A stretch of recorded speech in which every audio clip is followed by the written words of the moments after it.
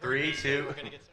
Oh, we are now. Actually, let's start that again. Thank you to Patty Banfield for her work on the binder. I did want to take a minute to kind of run through what you have.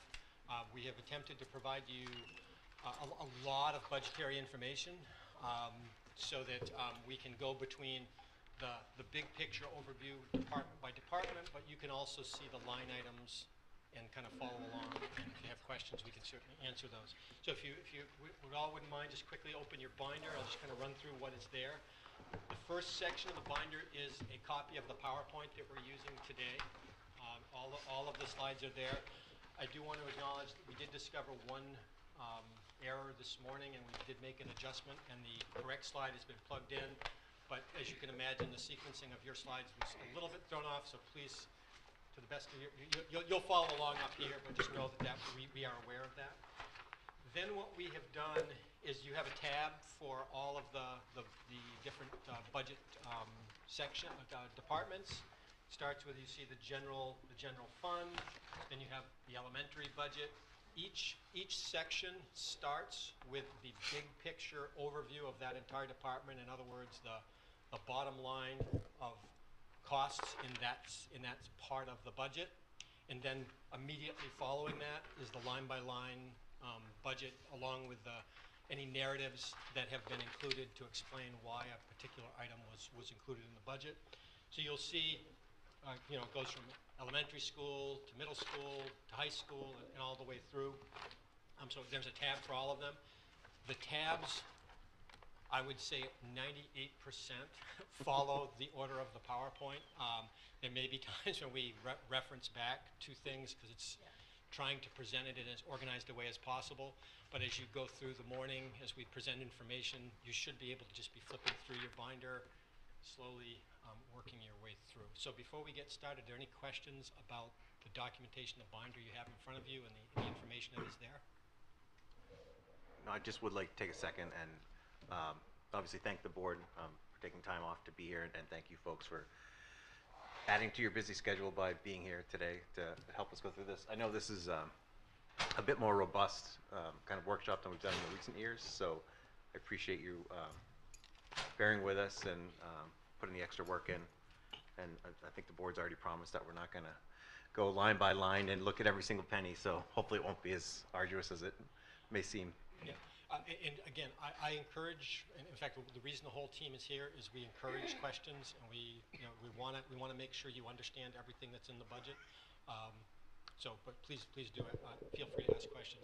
Before I dive into the presentation, I did want to just on the theme of just acknowledging the efforts that have happened here. Certainly, I do thank the board for taking time out to come in and spend time with us to learn about the budget and understand it. So thank you for doing that, because obviously, ultimately, what we produce will be your budget to propose to the community. So clearly, you need to be invested in that. So thank you for that.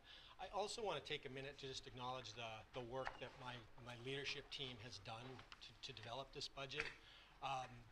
One of the things, as a first-year superintendent, I have a lot to learn and continue to have a lot to learn in regards to historical practices in Newmarket and kind of how we've gotten to where we are. And so I've really relied on my leadership team to kind of help sort that through. And I would like to start, Jana clearly is really the brains behind all of the financial documentation you have in front of you, how we have been able to organize this. So the efforts to create that was all Jana's in working with me, but she did a lot of work there. And in addition to that, she's been a great partner to talk things through, to help me better understand things as we move forward. I do also want to acknowledge Patty Wands. Patty she and I have we've realized that our styles. I'm like a big picture guy, and she turns things into more like practical matters. And so so what the product of the PowerPoint that goes along with this, we were taking the big picture and turning it. So I really appreciate that effort. My two building principals, I mean, Sean is sort of like he's the institutional memory of this community, so I can't tell you how many times that we turn to him and say, Sean, how has this been done in the past? Because a lot of us, we have a lot of new blood here. Great team, but it's helpful to have that, so Sean has been instrumental.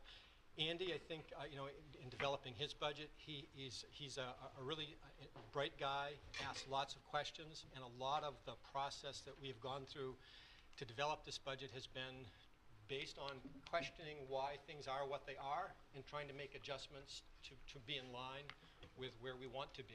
One of the things I think we realized very early on in this process is coming out of the COVID pandemic related sort of thinking, the return to normal isn't just about let's have kids go back to school. It's also about the structure of what you're doing. It's what resources you need. So there were a lot of adjustments that we had to kind of think about. And so Andy's kind of new eyes and perspective really helped that. Dave Riley has his work around facilities and logistics planning. He is, the work that he has done behind the scenes. What may come forward is very simple slides. Don't reflect the volume of effort that's gone into getting us where we are. Jason and Jason, from my first day on the job, Jason has been my phone friend for almost anything. And so he and I talk on a regular basis. Again, Jason has that historical perspective, and so he answers a lot of my questions that way. And then, of course, Erica McNeil, her knowledge and understanding of our Student Services Department is immense. She also has a lot of institutional knowledge that's helped us sort of talk through some of these things. So I think it's important when we present this budget. It's certainly, I feel very good about what we're presenting, but again, I just want to acknowledge that it didn't happen in a vacuum. There's a lot of people who were a part of that. So with all that being said, you're going to run the slide. I'm going to start just by reminding us, this actually is the current mission statement of the district. One of the things that I think is important, a lot of times when we get into budget discussions, we immediately jump to dollars, but we don't realize that there's a purpose behind this. Ultimately, our job is to provide for the education and learning of the students of Newmarket. So everything that we have done has attempted to align with this mission. I would acknowledge, by the way, one of the things that I hope will occur over the coming months as the high school moves through the NEASC process, that we will be able to engage the community in some conversation around vision of a graduate that might actually lead us to revising our mission statement to be more in line with the current thinking of the community. Because I do think one of the things budgets should be built upon is priorities that the community and the board has established. And I think it starts with what's your mission and vision of who you are and what you want to be. So we have attempted to build our budget based on what we currently have.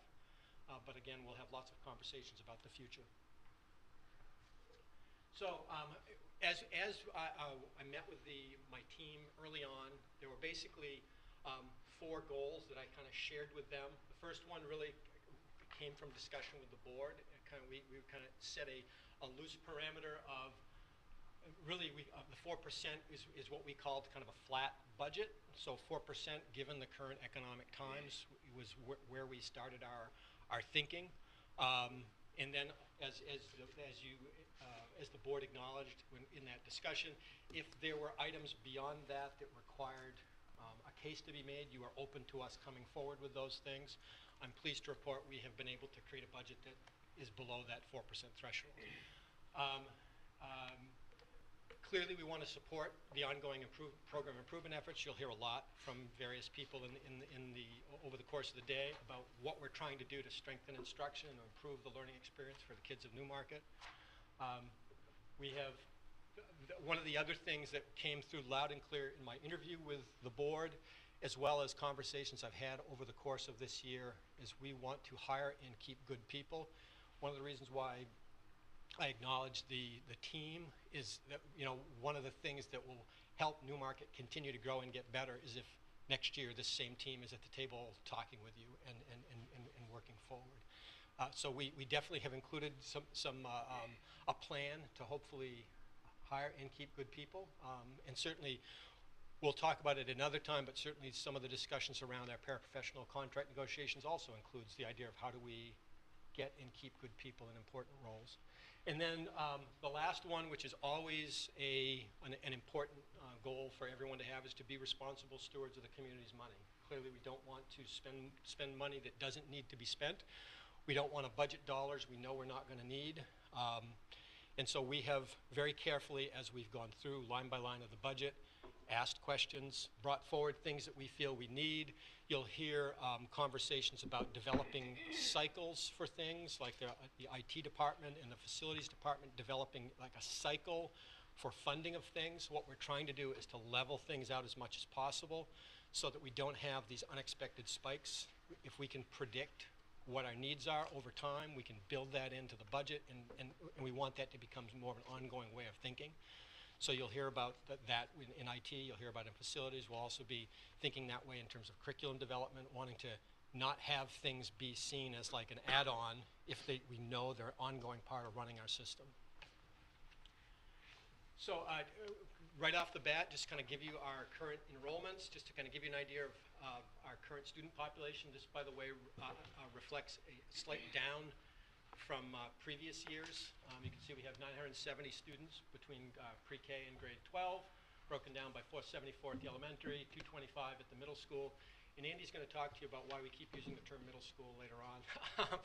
It is a philosophical thing, so we'll talk about that. And then the high school is 271, so that's where we currently are at. Just to acknowledge, NESDEC is the company that we worked with in the past on enrollment projections, and they are in the process of creating our enrollment projection, which I hope will happen in the next few weeks. So I hope to be able to give you those exact projections before we finish this budget process.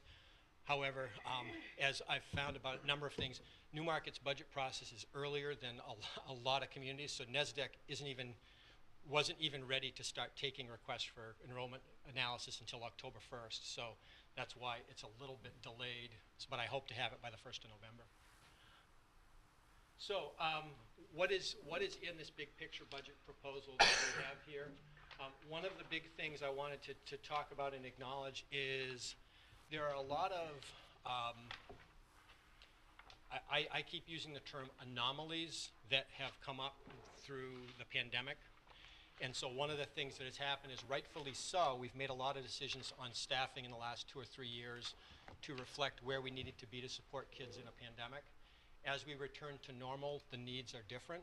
And one of the things that I have been talking with my leadership team about is developing a staffing plan over the coming years to make adjustments to, number one, make sure we have the right amount of staffing for what we need, but also to, as new priorities arise, to be able to repurpose positions and move things. So one of the things that I don't want to do is every time we have a new need to come forward and say, we need another position for this, we need another position for that. I want to get us in a cycle of every time a position comes open, we ask the question, do we need this position? And if the answer is yes, clearly we fill it. If we have another priority that can be addressed by utilizing the position in a different way, that's the opportunity to do it. So we look for opportunities to make changes that don't necessarily involve increased staffing. So one of the things you will see in this, in our process, you'll see a reduction of 2 FTEs at the elementary school. I want to talk about that real quick. I want to emphasize there is nobody losing a job. There's no rift taking place here, okay? Here's what's happening at the elementary. We had a retirement last year and a vacant position that was left unfilled as a placeholder in the event that we had an increased enrollment. That did not materialize, so that's a position. And we have another retirement coming up this year, so we can very easily absorb a reduction of 2 FTE at the elementary without impacting anybody who's currently employed, and it actually brings us closer in line with what our staffing guidelines were pre-pandemic. So I just want to put that on the table, and Sean will certainly talk about that a little bit. But again, so this budget does reflect 2 fewer FTEs to elementary, but again, it's just lining things up with where the numbers warrant. And again, no, we're not talking RIF, we're simply talking about positions that are vacant, not filling them. In addition to that, by the way, we have historically had 6 paraprofessional positions that we have been unable to fill. That's for a 5 to 6 year period. We have not been able to staff to that level. And so as we discussed in our budget process, in fact, you guys approved the addition of, I case managers, one or two if we could find them. So far, we have not had success finding them. However, we would like to add a case manager at the elementary level, and so certainly simply not filling 4 para positions that, again, have not been filled for 5 or 6 years gives us that flexibility to do that. So that's an adjustment that we have made there. So I just want to put that on the table. The other piece in my proposed budget, we have had a salary study done on all of our non-union employees. That includes all the people sitting at the table. That includes all of our office staffs. That includes anybody who's in a non-collective bargaining unit. We did a salary study because, again, we want to make sure we're paying people at rate that is going to, number one, be fair to them, but number two, going to keep them. Because, again, as I said about having the same faces at the table next year, that same logic applies at all levels of the organization. So we have included funding to make some salary adjustments to many positions. So basically what we did, just to help you understand that, and actually maybe I'll hold off on getting into that in detail because I think I have another slide coming up. But basically we've included a 4% salary adjustment for everybody, and then we've looked at our salary study, and what we're trying to do is over a 3-year period get our staffing salary levels to the 75th percentile.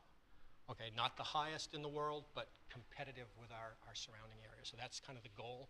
And again, the funding for what I'm talking about is in that proposal. Down below, you see the various program needs that we're trying to support. Clearly, NEASC, obviously there's a cost with just being a member of NEASC, but then there's going to be a lot of work that's going to come out of the NEASC assessment that will result in needs for program supports and so forth. So in the coming years, this year and in the future, we need to be thinking about how we support those initiatives. Andy's going to talk about a STEAM concept at the middle school, which I think has a tremendous value. Clearly, we want to keep going forward on all the curriculum work that we're doing. You heard last night from Patty about the number of the things that have going on. Actually, Sean talked particularly about the work being done on Wednesdays. There's a lot of curriculum work going on, and clearly we want to keep that going, and not only keep it going, but keep growing and keep moving forward. Clearly, supplementing resources that we already have. Clearly, the math resources, one of the things that's been great with grant funding is we've been able to get a lot through grant funding, but that is going to dry up, and we will have to roll these things into local budgets, so we just want to kind of make sure you're aware of that and you understand that that's part of our thinking.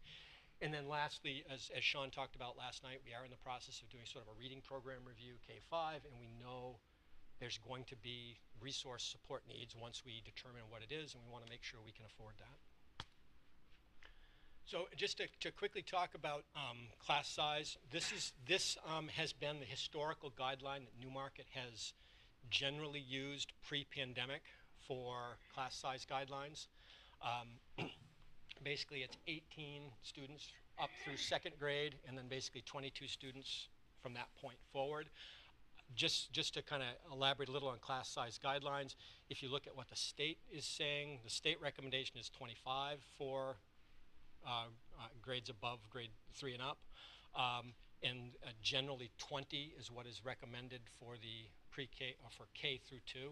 So clearly these are good, solid ratios to be at, and actually we're well below both of these regardless. But that's the guideline that we're sort of using as a starting point as we ask what are our staffing needs. Next slide.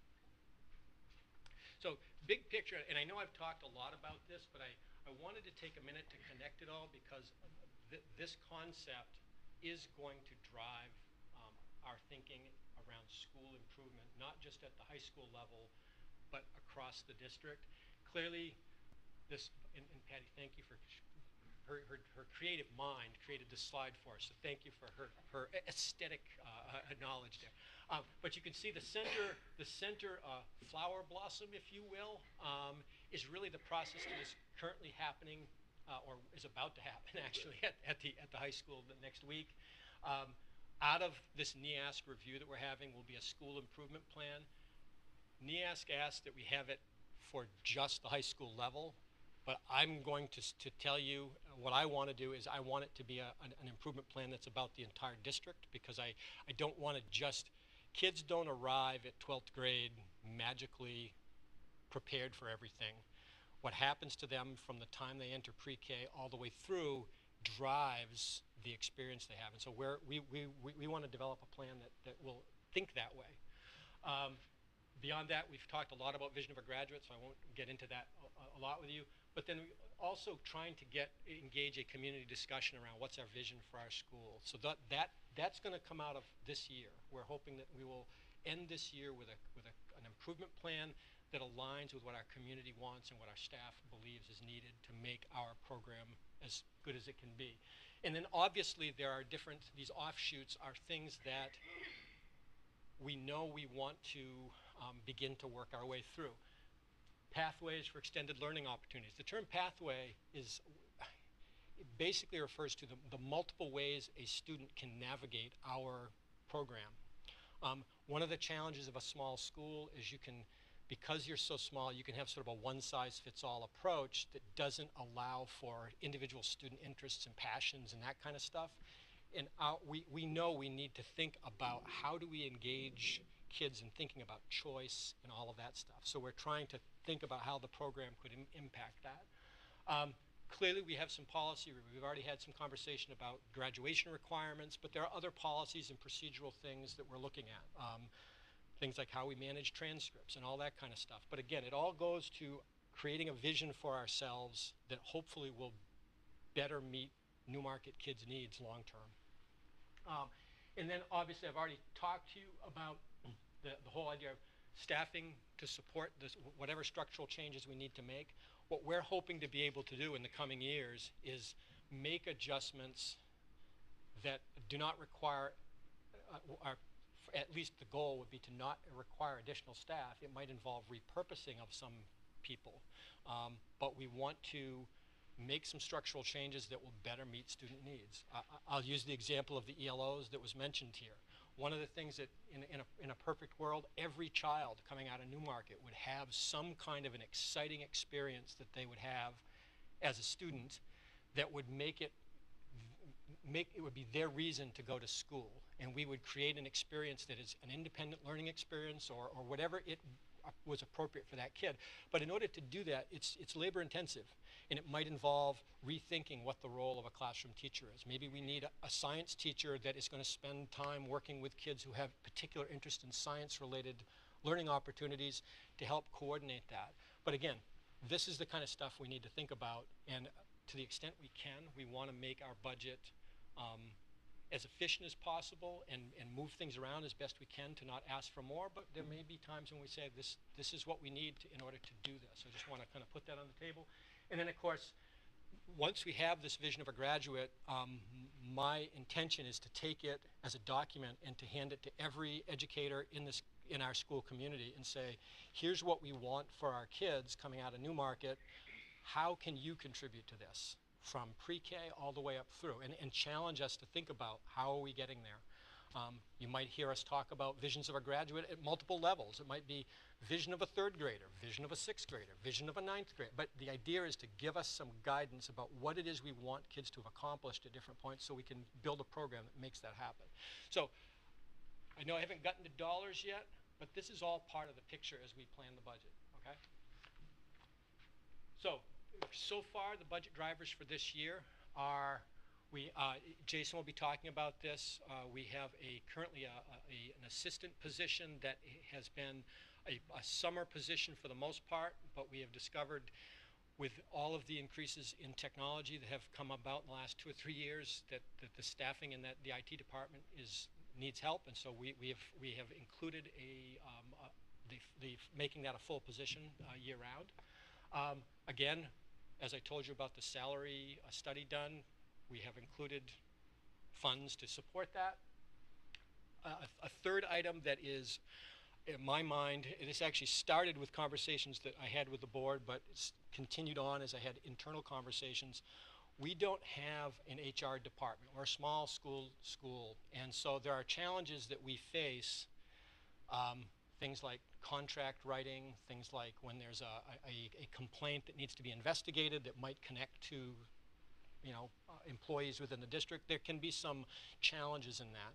So we are including in this budget an HR consultant that would basically give us an outside consultant 1 day a week to help us with a lot of these things that are HR functions that right now is being piecemealed, and then help us coordinate and improve those structures, and over time do many things that will improve the efficiency of the organization. Things like having a consistent contract language, because we have discovered that, again, small school department, we tend to invent things as we go, and it doesn't always result in consistency. And so having a consistent staff handbook, all of those things. So that's included in here, funding for that. And then lastly, as you know, we did have a need to adjust the custodial services contract through GDI. One of the things that as everybody is dealing with, staffing is a real challenge. And the original proposal that they gave us was to have multiple part-timers that would be hired locally, and they discovered fairly early on that that just isn't happening. Similarly to the way we have not been able to hire paraprofessionals. They're having trouble hiring people on hourly rates. So the funding for the additional approximately $100,000 to cover the cost of that contract adjustment is also included in here. So next slide. So this is just a quick slide, which I've kind of already touched on, but this is kind of what we're trying to do with our salary study. I just want people to understand. I mean, clearly, we are facing lots of hiring challenges across the board. I mean, I don't need to tell you that 6 months ago or 5 months ago, you had 4 senior leadership positions vacant. How do we create an environment that creates that stability? And so certainly that's part of this. So again, continuity. When we have turnover, I think it's important to realize there's a cost associated with it. Every time a new person comes in, my experience has been it takes about 3 years to learn a job well enough to really make real impact in it. And if people change, like our most recent high school principal changed after 2 years, you don't get the benefit of that. So I can't tell you enough how important that is. How can we do it? Again, we have already worked with a consultant. We have done the research. They reviewed all the comparables, and again, we have set a goal of a 75th percentile. That puts us in a place where we would be competitive. We know we can't do it all in year 1, so we've kind of thought about it in terms of a 3-year plan to adjust so that we get there. I do want to note one thing that Jana reminded me of this morning. Also remember this past spring, the board authorized some salary adjustments for senior leadership, and that was, so just so you understand, that those adjustments were not in the current budget, okay? So we were able to move things around and make it happen, but those adjustments in the spring were not included. So the growth in that, the professional salaries line for all of those people will look higher, but keep in mind there was an adjustment made there. What we have done is looked to the future and said, where do we need to be? And with the idea, we don't want to be in that place where we have to make big picture adjustments all the time. We want to have a plan for how we're doing it, okay? So anyway, so what it has resulted in is salary ranges for every position that will get us competitive. So obviously, if you're hiring somebody with no experience, you hire them on the lower end of that scale, but the scale is competitive, okay? And then the results, I mean, clearly, there are some positions that are really out of whack that require significant adjustment, particularly in our finance department. We got a couple of positions that, when you compare to other organizations, we are paying those people not at a competitive rate, so we have to make some adjustments there. Others are already in the right place, because like I said, we made some adjustments last spring. But what we've done is we've built this in with the idea that we'll have a 3-year plan to make the adjustment. So year 1 includes the 4%, which I talked to you about, is just the flat rate that everybody got, and then a portion of the adjustment to get to that 75th percentile. And I wrestled with whether to include the slide in my opening comments because I still believe that it's Dave's going to do all the work on this. But I'm gonna talk about it just because I think this is a good example of how we're trying to function as an organization. One of the things that we are trying to do, and Patty will talk about grant funds later on, what we are trying to do is, as often as possible, capitalize on opportunities to do things that are in the best interest of the community, but that minimize the cost to taxpayers.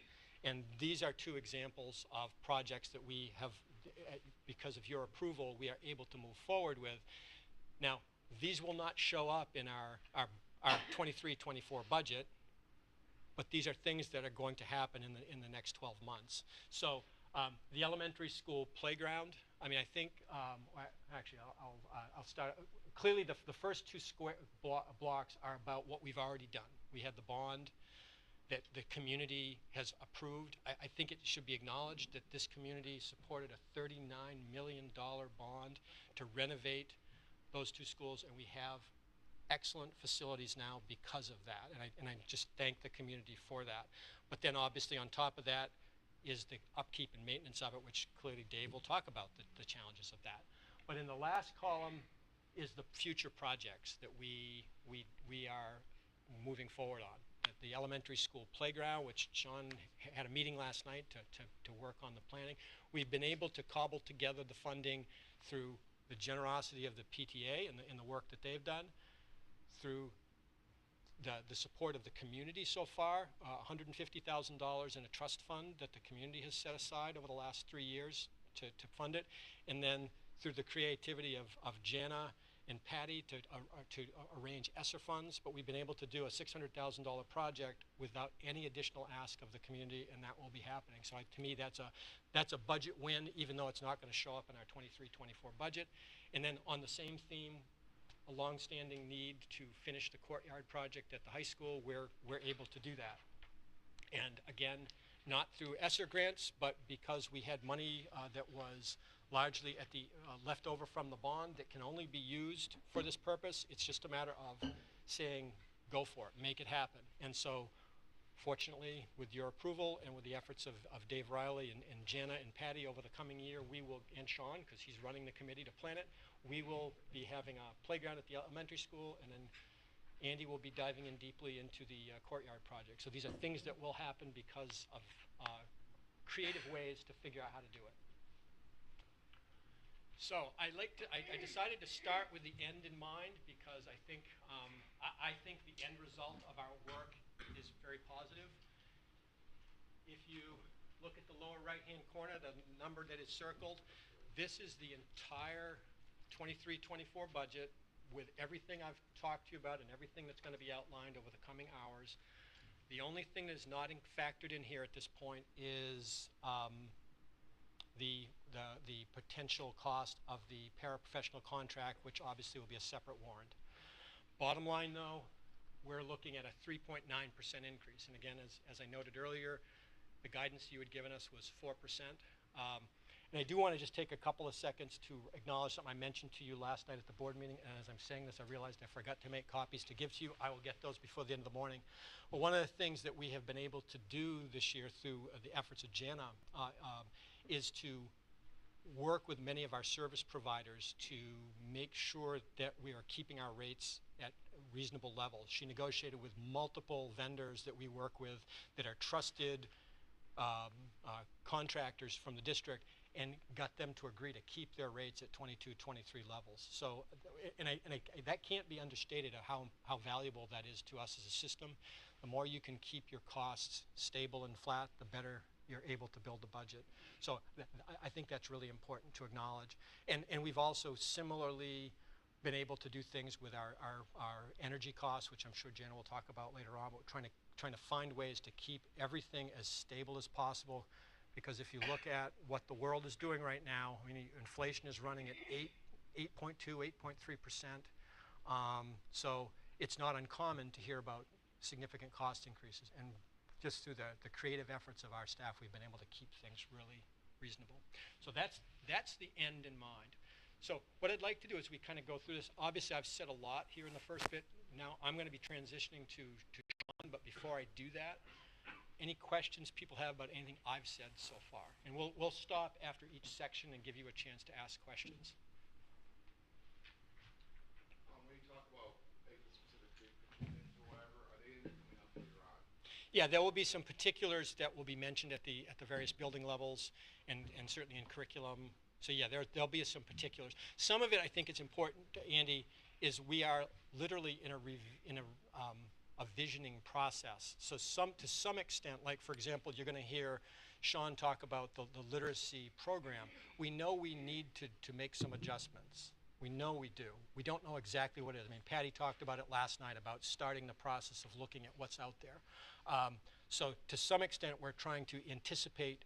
Keep in mind that this is, we're trying to anticipate what we need to spend in 18 months.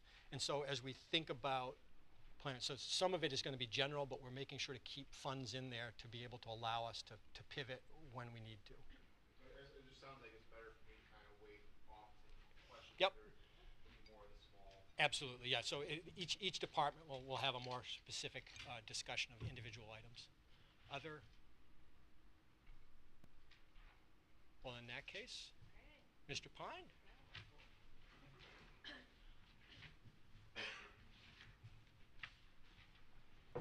Good morning, everyone.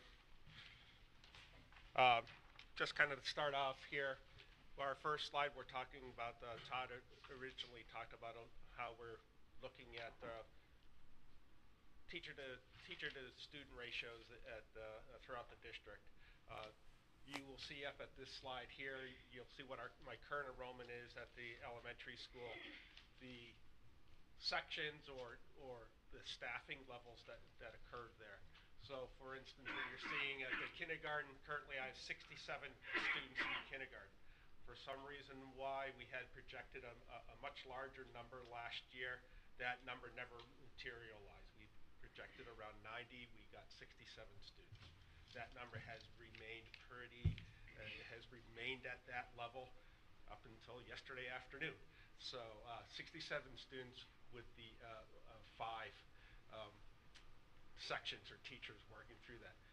As you can see, as we make our projections for next year, we're just kind of carrying over our current enrollment and just bumping it down. So that kindergarten section is now going to move to my first grade in the 23-24 season. You will see that instead of having 5 sections, I'm having 4 sections of teachers there. And how that works out is that it will be three straight first grade teachers. So that makes three whole just first grade. Then I have two teachers that teach a 1-2 section. The half of kids that they take for their first grade makes up that extra section. So it looks like it's 4 teachers at that level. It's actually 3 teachers straight first grade, then my 2 1-2s.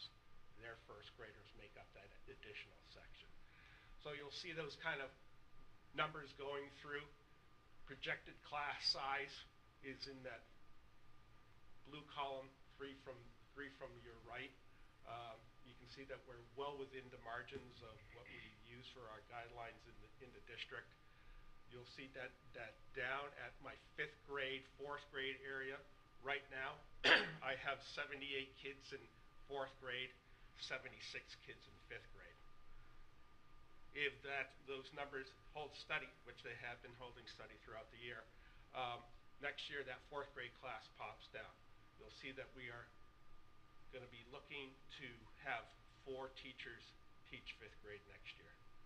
Todd alluded to that I have a retirement coming up this year, so we're looking not to fill that position. You'll see that puts us at 19.5. Currently, my 4th grade has about 76. I believe we just picked up an extra 5th grader who is going to be coming in, so we're around 77. So it's similar size classes that you're going to see that we have this year will carry over for next year as well. Just make sure I understand Sure. that. So current year's what's in the building right now, Correct. projected is for next school year? Correct. Yep. Right. Yep. Sorry, for Yeah. a moment it sounded like you were comparing last year's projections to this year's. No, I'm sorry. Yeah, and one thing Dan, for mentioning that. One thing you'll see that we're projected, last year we projected 90 kids for kindergarten. I bumped that down to 80 because what I did is I went 5 years back and kind of just took what my average size is. It works out to be about 78 and change. So I put in the 80 there. Traditionally, kindergarten, we like to try to keep the sizes a little smaller. You also need to remember that in kindergarten, not only do they have a full-time teacher, but they also have a full-time para that's dedicated solely to the classroom. And that's not including any student that may have a paraprofessional that needs to be in the classroom too. So I currently have some classrooms in kindergarten that have 3 adults in the room pretty much full-time during the day. So when you take a look at that 16, please keep in mind there are 2 full adults. Yes, one person is in charge of all the instruction that's taking place in there, but there's 2 adults supporting the children at a minimum at each of the kindergarten classrooms. And you also had done some calling around to preschools to just kind of get a Yes. gauge. Yep. Yeah, we called around to a lot of local preschools throughout the area that we kind of just tracked through. We know how many kids we have in our preschool program, but we reached out to some of the local ones and got a good number based on that as well. So I feel that will be. I think that's going to be a fairly accurate number. Maybe maybe a few higher, maybe a few lower. Do you know what happened with the kindergarten class? Why it was projected at 90 and it's only 67? You know, I think last year, I'm not sure Dr. Gibbons at the time used NASDAQ to get those numbers for it. I think part of the reason why you're seeing a lower number is that kindergarten isn't mandatory still in New Hampshire. So a lot of parents are still keeping their kids in a private program, or they're not enrolling their kids in any sort of program right now. It's interesting to mention that, Andrew, because if you take a look at my 3rd and 4th grade classes, I'm sorry, 2nd and 3rd grade, where I'm at 66, I think we're seeing an overall downward trend at the elementary school, which kind of puzzles me because I'm seeing all the building that's taking place in Newmarket. But I can remember looking at that 66 when that was in kindergarten a few years ago and going, it's going to bump back up. And that it didn't materialize. So I think part of it is that lower number that they predicted, the 90. I don't know if that was off of the birth rates of the town. I don't know how NASDAQ goes about coming up with those numbers. But I think part of it is that there are some families that are not sending their kids to our kindergarten program at this time. Could it bump a little bit up next year? Perhaps, but I have yet to see that materialize. And please stop me if this is a good discussion for another time. Sure. Is there any way to know how many of those people decide to homeschool or send their kids to charter school? That number? We do track that information. In fact, I can probably get it for you before the end of the morning.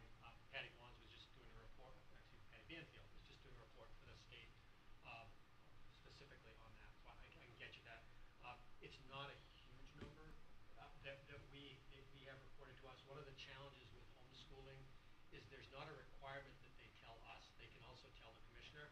And so sometimes it takes a while before you figure out, oh, wait a minute, there's a 6-year-old living in our community that's not in our schools, but they're either homeschooled or another choice. So the data is as good as we can make it. The ones that are reported to us that we have, I can give you. And I want to say there were 4 new ones for this year. Thank you. And just to kind of talk a little bit about the homeschool. When we know as well, we keep track of it at our level as well. We have had students return to school that were previously homeschooled because of the COVID pandemic.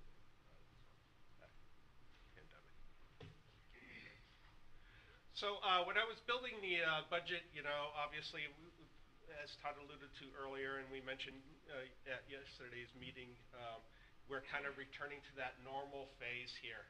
And these are some of the things that we are looking to institute and help us now move forward because the environment is there for us to start. Not how are we going to get through COVID? We've moved beyond that, knock on wood. but now it's how are we going to be moving forward? So when I was developing the budget and working with Todd and Patty and Erica, we were thinking about what are the things that we want to address in this budget. And that includes, we want to make sure that we're strengthening our instructional practices for all students in the district, particularly at the elementary school, focusing on differentiation for their, making sure that we are targeting kids for what their strengths and weaknesses are within the classroom setting. Also, we are in our we'll be going into our third year of our Bridges implementation. So there is monies to support that implementation. We're doing some great work with demonstrated success. They're coming in and consulting with our teachers on effective ways in which to implement the program in a robust manner and how to use the materials that are there efficiently in the classroom setting. Mentioned yesterday evening's board meeting, we're in the process of reviewing our reading or literacy program. It is a 5-year cycle. We have a program called Super Kids for grades K through 2. After 3 through 5 right now, the teachers are using trade books and various spelling programs and that sort of thing. So I'm working with a teacher leader group. What are the strengths? What are the weaknesses of our program? We'll be working with Patty as well to look at how can we remedy some of the weaknesses that we have. Is the program that we currently have in place appropriate, and does it provide the results that we expect our children should be have as they're progressing through the elementary school? So there's funding there for that as well. Implementation of a multi-tiered system of support for people who are maybe watching right now. That is just how do we provide students what they need, not only within the classroom setting, but how do we identify those students that need some additional support in the classroom or maybe outside of the classroom? And that would be, do we need to provide some in-school tutoring with a math tutor or additional work with a student that may be struggling acquiring the reading skills that they need. It's also, MTSS is also, there's a behavioral component to that as well. How do we support a child that may be having some difficulties in the classroom, and how can we give them the supports that they need so they're focused and ready to go into the classroom. They're in the classroom but ready to learn in a more productive manner. So that is something we're looking at as well. Our music program was really hit a big pause. We are now firing that back up. The band and chorus program is back up and running. I have a fantastic young music teacher that is really putting a lot of energy into making this program something that is just incredibly vibrant. I think you would agree with me that the arts are essential at the elementary school and high school level. It's part of building a community. It's a chance for kids to shine. So there's money in my budget as well to address some of the inadequacies that we've identified with the music program, and also to support getting instructional music instruction, band instruction, that sort of thing offered to our kids. So right now we're looking at having that at the 5th grade. Chorus is the 4th and 5th grade. Band is for right now at 5th grade, but looking at can we expand that on. We're going to be doing an analysis of that, I believe, as well, district-wide. You hear a lot about supporting the social and emotional needs of the children. That's kind of integrated throughout the budget here, and a lot of the things that we're doing. There isn't a particular program that we're looking to identify, but how do we provide the teachers and the paraprofessionals, even admin, the skill set to work with the kids who need that extra support, social and emotionally? How do we provide? One of the simple things that a community member brought up is that extra recess time. It sounds, you don't think about how giving that extra time for kids just to free play and engage with each other in a kind of a less structured environment is actually a very developmentally appropriate thing to have for our kids. And finally, as Todd had talked before, this isn't a budget driver in the elementary school, but we are looking at and currently have looked at many playgrounds in the area. We have a committee going to upgrade our playground, and it would be a complete makeover, shifting equipment around, providing more areas for the kids for some hard tops so kids can do more, utilize the basketball court more efficiently, have four-square hopscotch, that sort of stuff just available. Wintertime's a challenge on playgrounds that don't have a lot of hot top because kids stomp on the snow, then it rains and it freezes, and then it's, you know, so the slip and slide. That is going to be something I'll be reaching out to the board and we'll be reaching out to the community as we progress with that. And Dave Riley's been great at helping in that, and Jen has been really helped out a lot of that. We're currently identifying possible vendors for equipment. So we hope to have that wrapped up by the end of November, actually. So some of the things that you'll see as you have a chance to go over the budget in greater detail, these are some of the drivers of the elementary school budget. One of the things I'm really happy to do is that, to say to you is, we only have 3 more classrooms that have that wall-to-wall carpeting that's been there for 30 years. We've been plugging away at that. That is in the budget. Once we get these 3 rooms done, all classrooms will be tiled. All classrooms will be provided at least with one large area carpet for which they can gather. But just the air quality and the whole 9 yards, I mean, just think about if you had carpet in your house 30 years old, what it would look like. Then you throw 25 kids stomping on it day in, day out for 180 days. So that's one great thing that we're looking to finish up. You'll also see that one of the things that was a request is a piece of instructional musical equipment for my new music program. So that is in the budget as well. One thing that we did identify, and I have to admit I'm ashamed I didn't identify this earlier, is that we have some rooms that lack current pull-down maps of the world and of the United States. So we are looking to address that need. Right now it's at the 5th grade. They do have maps, but they're kind of pinned up and just not all that functional. So that is going to be like kind of a cycle through, making sure that we have classrooms that are current with their maps and that sort of thing. I know a lot of people go, why don't you just have them use it on the screen? Have that visual in there, have that map pulled down when kids are kind of have a more free time in the classroom. There's nothing like I'm a math geek. I like to look at things and maps and trace rivers and that sort of thing. So that is something that we're addressing that's lacking in those 5th grade, kind of in that new wing area. We will be looking at that as we progress through to make sure all our rooms are up to date with that very basic material. As I alluded to a little earlier, we're looking at our reading instruction, literacy instruction. There's monies in there set aside in case we want to pilot programs or we need programs that need to support what we're doing in the class. Also, just a typical furniture replacement, some furniture requests that are going to be in there. So those are kind of the big drivers for the elementary school budget. Overall, if you kind of take a look at the lower right-hand corner, you can see that the overall budget for the elementary school is down 0.3%. Part of the driver of why you're seeing those numbers drop a little bit is there's been items that were had historically been in my budget, but weren't in the appropriate place, and they've been moved to some different budget lines within the district itself.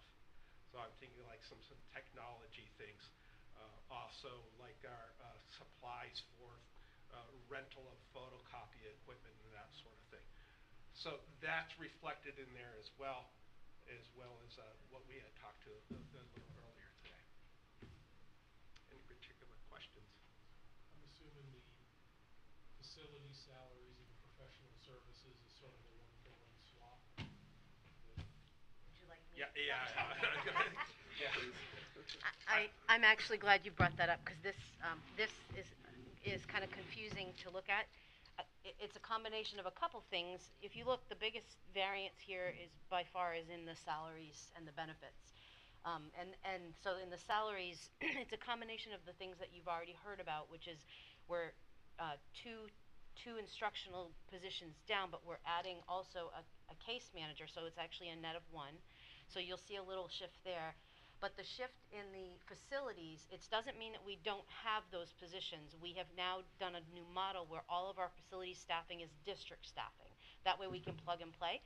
So it appears like, while Sean does a great job with his budget, we'll all say that, it was the actual decrease in his budget, that 96,000 has been moved to Dave's budget. So when Dave gets up and has this huge increase, we'll remember this conversation, because all of those people have been moved to his budget. I'm not remembering. Okay. And just to, again, the slide that I showed, bottom line, if this all is included, 3.9%. Right. So, the salary's down, and most of the benefits are down, except the healthcare. Can you speak to, I'm sure we see that drop. Sure. We Make that a little bigger. I haven't.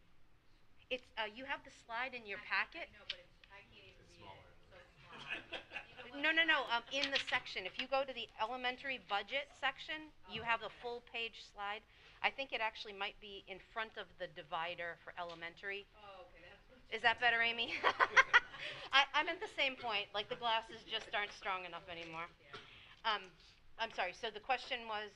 The question was, like, so salaries are down, so of course benefits Okay. come down with that, except healthcare. Right.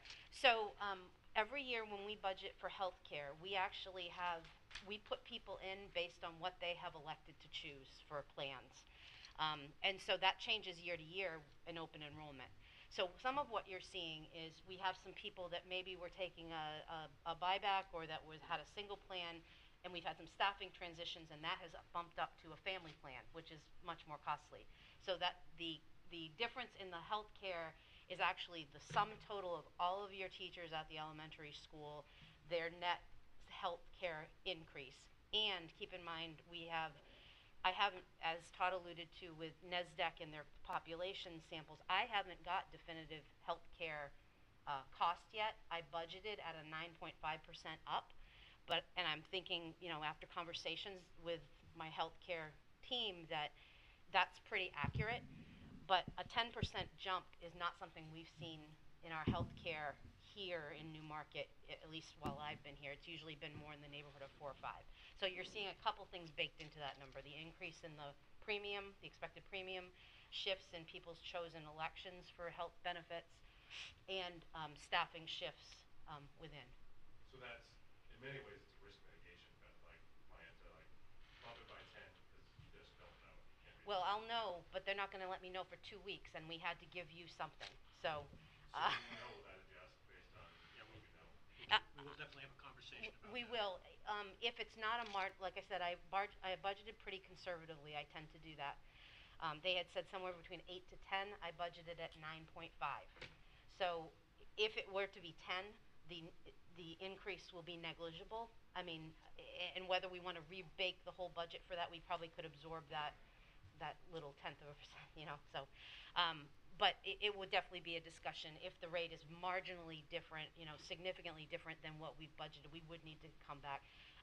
Just yesterday, I got the insurance rates for unemployment insurance, workers' comp, and property and liability. And I'm pleased to report, while it's an up, net of all of 3 of those programs, it's only a $2,000 difference. So for that, it doesn't make a based off of what I estimated. So it doesn't make sense to rework the whole budget for the 2,000. So that's obviously something we would bring back to you if it's significant. And actually, this is a good opportunity we haven't shared any of the draft warrant with you yet, but we will. One of the things that we are going to suggest to you is creating a stabilization fund to allow us to have, a lot of districts do it, where you set up a trust fund and you contribute to it, kind of like we've done with capital improvements and so forth.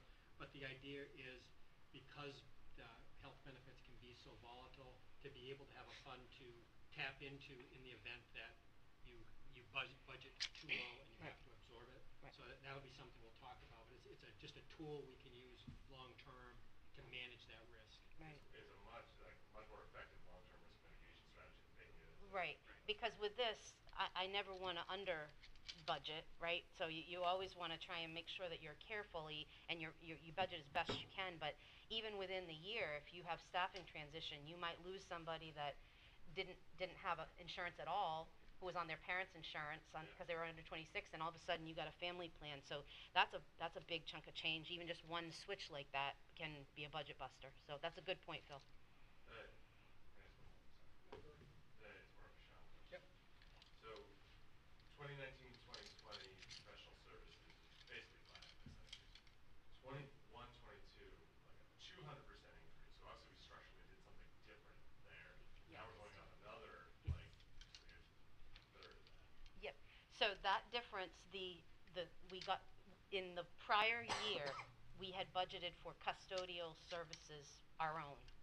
So that number was baked into salaries. That money's gone from salaries now because we now have it's down in professional services. So that's part of what the up is. And then there was also an increase in the costs.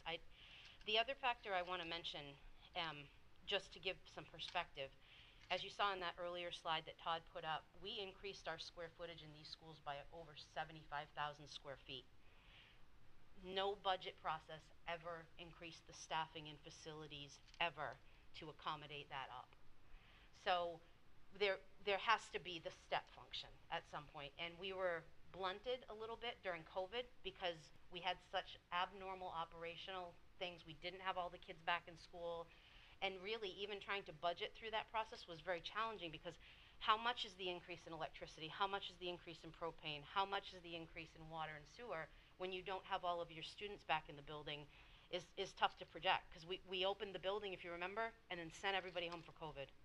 So we're really just seeing the first cycle where we've had a fairly normal operational thing. But regardless, I just want the board to be aware, even if we didn't have to make a shift to custodial services, what we had in our 2019-20 budget was not adequate to maintain our facilities in a healthy, safe way. So there had to be an increase anyways. Are we long-term looking at what the difference would be between having our own custodial staff versus contracting it out? If it's okay with you, I'd like to defer that question to when Mr. Riley comes up to speak about the facilities because frankly, he's a lot more engaging to listen to than me. And he does a really good job of explaining some of the things that he takes into his decision-making process about his staffing and his building. So if that's okay, I'd like to let him speak to that. So, again, making sure I've got the language right here. Internal custodians are in Dave's budget, but for outsourcing it, it's in the school building budget? Well, we still have our own facility technicians. Right.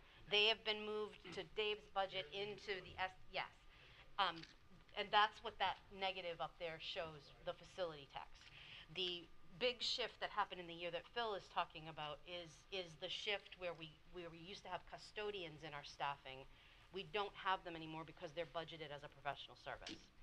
So that happened. It's at the building level that we budget that. Right. Professional services. Right. So facility staff, right? I think I see your point. Staff is in his budget. Because they're multi-building. They cover the whole district. So like when he presents his, keep in mind we have facilities operations at elementary, middle, and high. So those people will show, those costs will show up in the individual budgets. What Dave is going to present is the district budget.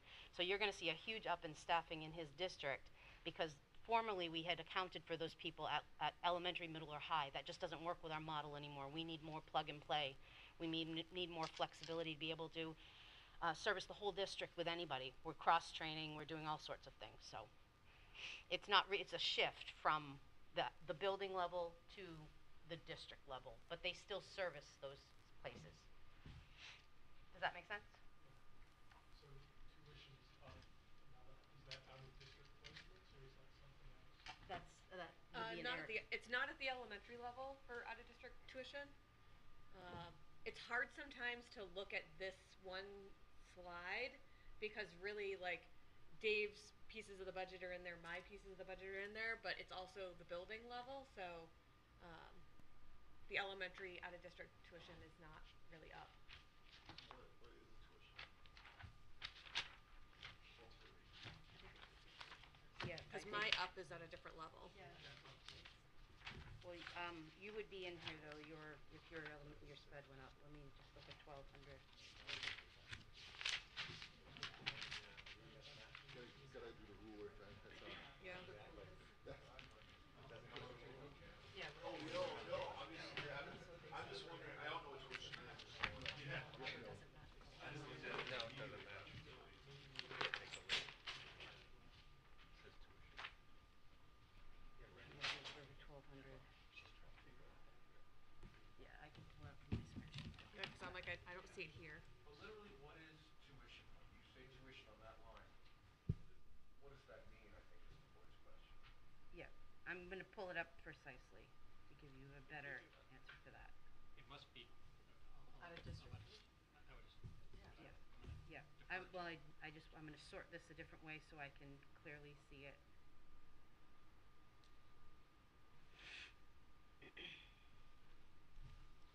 Laura Wade, Sean, I just want to say thank you. I got home last night and I was talking to Aaron, my spouse. I talked about playground visits that you guys are doing, and you just have this vision of all you guys planned playground equipment. And you decided that you would be best with the monkey bars. We've heard monkey bars have been, it is a huge focus for the kids, but I do have to admit, I did climb on playground equipment just to check it out myself, so maybe I'll shoot some video, I'll share it with the kids as well. It's actually I fun have a to go see those $53,000 playgrounds and see in- what people And what's the have on in that? place and to hear That's from the 50, professionals, like 52. the I principals mean, this and is the teachers, majority of it. about what they It like, is what they don't like. elementary We've already tuition, seen things that 5564, we know, but you we have don't want 1,200.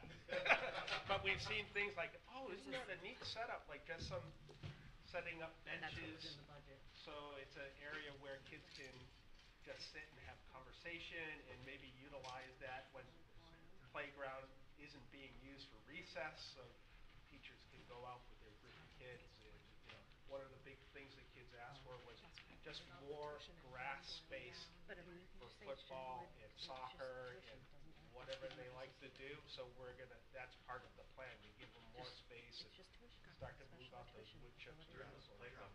But that is what it is, if you could just tell them. Yeah, if you Yeah. need Yeah. some help.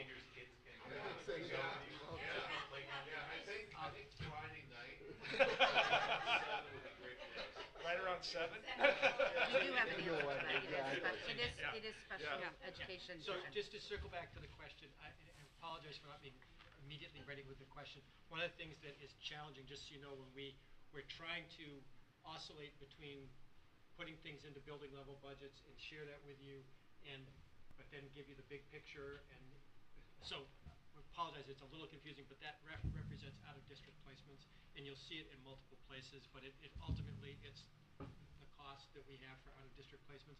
I would note, as I mentioned before, we do have the proposal for a warrant to create a trust fund for benefit stabilization. We also have a trust fund specifically for costs in special education that we haven't actually touched in a long time. So that is something that we have. But obviously, one of the challenges to out-of-district placements is it's driven by student need, and costing that out is very challenging. So it can oscillate pretty dramatically year to year hard to find based that. on, Yeah. in fact, when we think about it, I mean, we can have out-of-district placements as much as $300,000 for one child.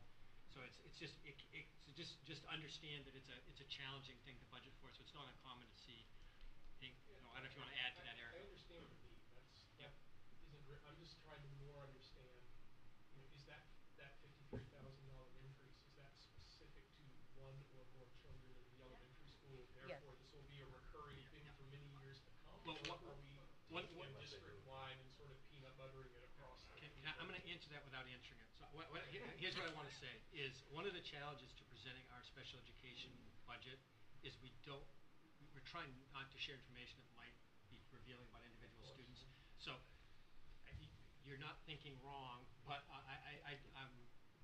the number reflects the cost that we have for those placements, and without getting into like individual students, we really can't share that. It's private information. So, and I know I'm not answering the question completely, Dan, but one of our challenges is, do we even share that information, particularly when it might reveal information about a particular student's placement? So I really would rather not get into the weeds on that one, if it's okay with you Can guys. I ask a question? So when we set, please tell me this is, but if we send a student, like, if the student's receiving services, is it that there's a school that, like, Newmarket is not capable of fulfilling their needs, so they have to go to, send them to another school, or is it that they're choosing another school, because that would pay for the para and the bus services? It's that Newmarket can't meet the students' needs. If we could, our hope is always to educate our students here. That's what's called the least restrictive environment. We like to have them in our home community, but there are times where students' needs are above and beyond what we can provide in a classroom setting. If you've got a classroom of 22 elementary students and we have a student whose needs are significant, it can impact the rest of the students, and we do need to be aware of that. We don't take those decisions lightly. It's with a lot of data and discussion with the team. We always try to push in as much services as we can to support kids here, but know that at some point we are no longer a least restrictive environment. Like, say there's an example where we've had to remove a student from the general ed classroom and they're basically by themselves in a separate classroom. Like, that's no longer least restrictive. That's not really appropriate for a kid. When they can have a cohort of students whose needs can be matched someplace else. So I am in all of those discussions, and I case manage all of those students. So part of my job is I case manage the 7 students who are out of district. I meet on them on a regular basis and communicate with those schools. I also, like in my last district, I actually case managed 38 students out of district. So I have a lot of knowledge of the programs that are around that can best meet our kids' needs. Are we done with that question before I ask another one? Can I ask you, I just filled my fuel tank up at home. Should I really be excited about the negative 6.9% for utilities and fuel? Well, I'll let you off the hook on this one. All right, So, thank you. so, Pay with your fuel tank. yeah. So last 2 things are playing into that. The first is we had some really great data. We worked really hard with our fuel provider and with our electrical providers this year and our utilities to get real numbers based on location, because in the past we kind of averaged things out based on like a 50% at elementary, 20% and 30% at high school. But now we actually have fuel tanks that are located at certain places, which should be attributed to those locations, and electrical service boxes that should be located. So what you're seeing here, some of it is a shift between better allocation of the pie now that we have better detail, and the other is my neuroses, because last year, if you recall, futures for energy were all over the place.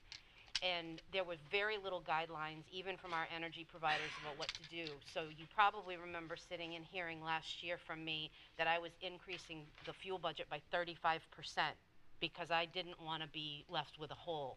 So that huge up last year carried into the increase this year. So what you're seeing, it's not necessarily a net down, but I was nervous as I was putting this budget together about the impact, and I was pleased that my neuroses last year actually helped the district this year. So there's that. And I did have one question, and probably percent change is probably not worth discussing, but out of curiosity, the New Hampshire retirement system contributions being down, is that a reflection of FTE? Yeah, that's an exciting piece. That'll be coming in your quarterly report. I've mentioned it. I don't want to spoil the surprise. No. Well, I knew there was for the first time in this human being's memory, New Hampshire retirement has actually decreased the biennial contribution rate for employers for 24, 25. That was a 1 year reduction. No, that's a different thing. But I'm like ongoing rates. Usually they set it every 2 years, and every 2 years you could always expect at least a 2, 3, 5% increase. And this year, for the next biennium, they actually decreased both the employer portion and the teacher portion. Not hugely, but encouragingly down rather than up. And then, Typo at the state level. What would they say? well, we're just going to go with it. We're not going to question. But there is that factor that you talked about, the one-time impact that will not inform this budget. That's That was this year. Okay. yeah, sneak peek of the quarterly 1 financials.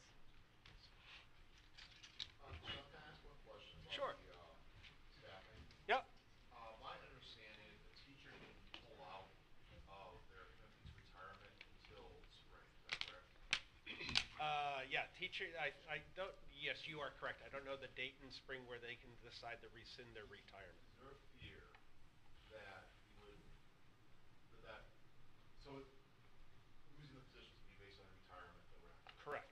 Is there a fear that we end up cutting an actual teacher because, I give your experience having before was someone has said they're going to retire if they don't. I've only experienced that once. Okay. Yeah, I'm not worried about that this year. Yeah. Any other questions? Thank you. Sean. Yep, Thank you. appreciate it. Okay. Mr. Fleming, you wanna jump up? And Amy, those, oh, she's not at the table, but I was just gonna say to everybody in the binder, those slides are at the front of every section, so for those of you, And who have. actually, if I could just jump in on that, we just noticed, there is, the PowerPoint shows the wrong slide for the middle school. So please note that the correct slide is in the front of the binder, so I apologize. No, it's the high school budget slide, when we get there is incorrect. We're gonna go to the pull-out section of the tab. That's correct. That's correct. So the big blowout is gonna be correct. The slide numbers are not right. Just to give you back, we were assembling this PowerPoint over a period of a couple of weeks, and we just missed the number update change. of that slide. So I apologize for that. So, before I start, something that was really obvious to me the first time I ever stepped foot in any Newmarket facility, the very first question I got as part of the interview process was from a parent who phrased it beautifully, but was essentially asking, what are you gonna do to change middle school? Because my view, the parents' view of middle school was they come out of a great elementary experience, and the phrasing was they literally hang out for 3 years in anticipation of going to high school. And it was really obvious to me at the start of a 2-hour interview, this is the first question I'm gonna get, that the middle school model was an issue within the community. So it's not in the budget, it's not gonna appear anywhere, but the idea of calling the building a junior high isn't really appropriate, and using the terminology of middle school is what I'm gonna continue to use because we're looking at revamping that process. And I really do believe in it, and I think it's a better outcome for kids.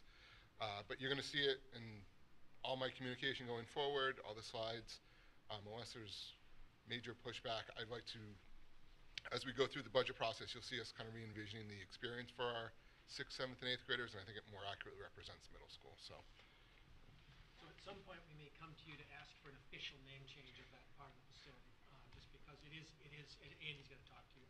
There's a philosophical difference of how you run a school as a middle school versus a junior high, and he'll give you some sense of that. So, middle school, similar to elementary school, is pretty cohort model based. You take your kids, you roll them forward. Our enrollment is there for you, pretty standard across the board. The unified arts number jumps a little bit because students have the opportunity to take more than one unified arts more than once. Think band, you can take it 6th grade, 7th grade, 8th grade. Some kids do languages. But our enrollment numbers and our course numbers there are well within the guidelines with our current staffing. The way to think of it is if you are your average 6th grade teacher throughout the day, you see 19 kids on average over your 3 taught periods. Right now, we'll get to it in the next slide, but the model that the middle school uses is exactly the same as the high school. A 4-block day with rotating schedule, staff teach 3 out of 4 of those. But the numbers here, again, are pretty standard and pretty static. And it's important to remember that the middle school model is really easy to predict because of how it's structured currently. In terms of enrollment and class size, it's, again, you'll see a juxtaposition to this when we get to high school where it's a little different. But pretty standard numbers there. Again, I think we're adequately staffed for our student population, and it feels like a good system. Looking forward to next year and beyond, like I mentioned, what we're currently doing is we took the traditional high school 4x4, 85-minute alternating day block, really big and popular, 94, 95. A lot of schools jumped onto it and still use it. The middle school, the 6 through 8 program, just copied it. And it's, to be very honest, it's just not working for kids. 85 minutes for a 12-year-old in math isn't effective. It just doesn't. 85 minutes for me in a room as my staff will tell you, I'm always moving. It's tough. So I want to completely and totally re-envision the middle school model, and that goes down to what the day looks like. Your students still arrive at 7:35, they still leave at 2:30, but what that periods in between looks like is going to be up for discussion. And whether it's a 6-period, 55-minute day, waterfall, there's a lot of different models out there that are available, but what we're doing right now, in my opinion, is not best servicing our middle school students. So re-envisioning the entire middle school schedule. This is something I've floated to a few middle school staff at different levels and different grades. Overwhelming support. To be clear, this will not be a unilateral Andy Corman decision. This will be everyone at the table. Never taught middle school. I still don't teach middle school. I want to ask the people who are doing it. But as part of that process of re-envisioning it, it's going to allow us the opportunity to really allow students to have more opportunities within the unified arts. So a flexible, student-driven, student interest opportunity where kids can pick their electives and have things that perhaps traditionally have been after school, like clubs and orgs, maybe shifting them to opportunities for periods within the day. Equity is always something that's in my focus, and the opportunity for a student to participate in something sometimes relies on whether or not mom or dad can come get you, and that doesn't feel appropriate to me. So if there's a heavy interest for something, we can make it an actual class during the day that a student can participate in. This model, changing the model, will allow us to do that. As I mentioned, as I opened, the parent mentioned it, and that strong sense of community. You know, classic middle school things around team names. So instead of just being 6th grade, we are the fill in your favorite animal, or colors or ideas. That creates that sense of unity and structure.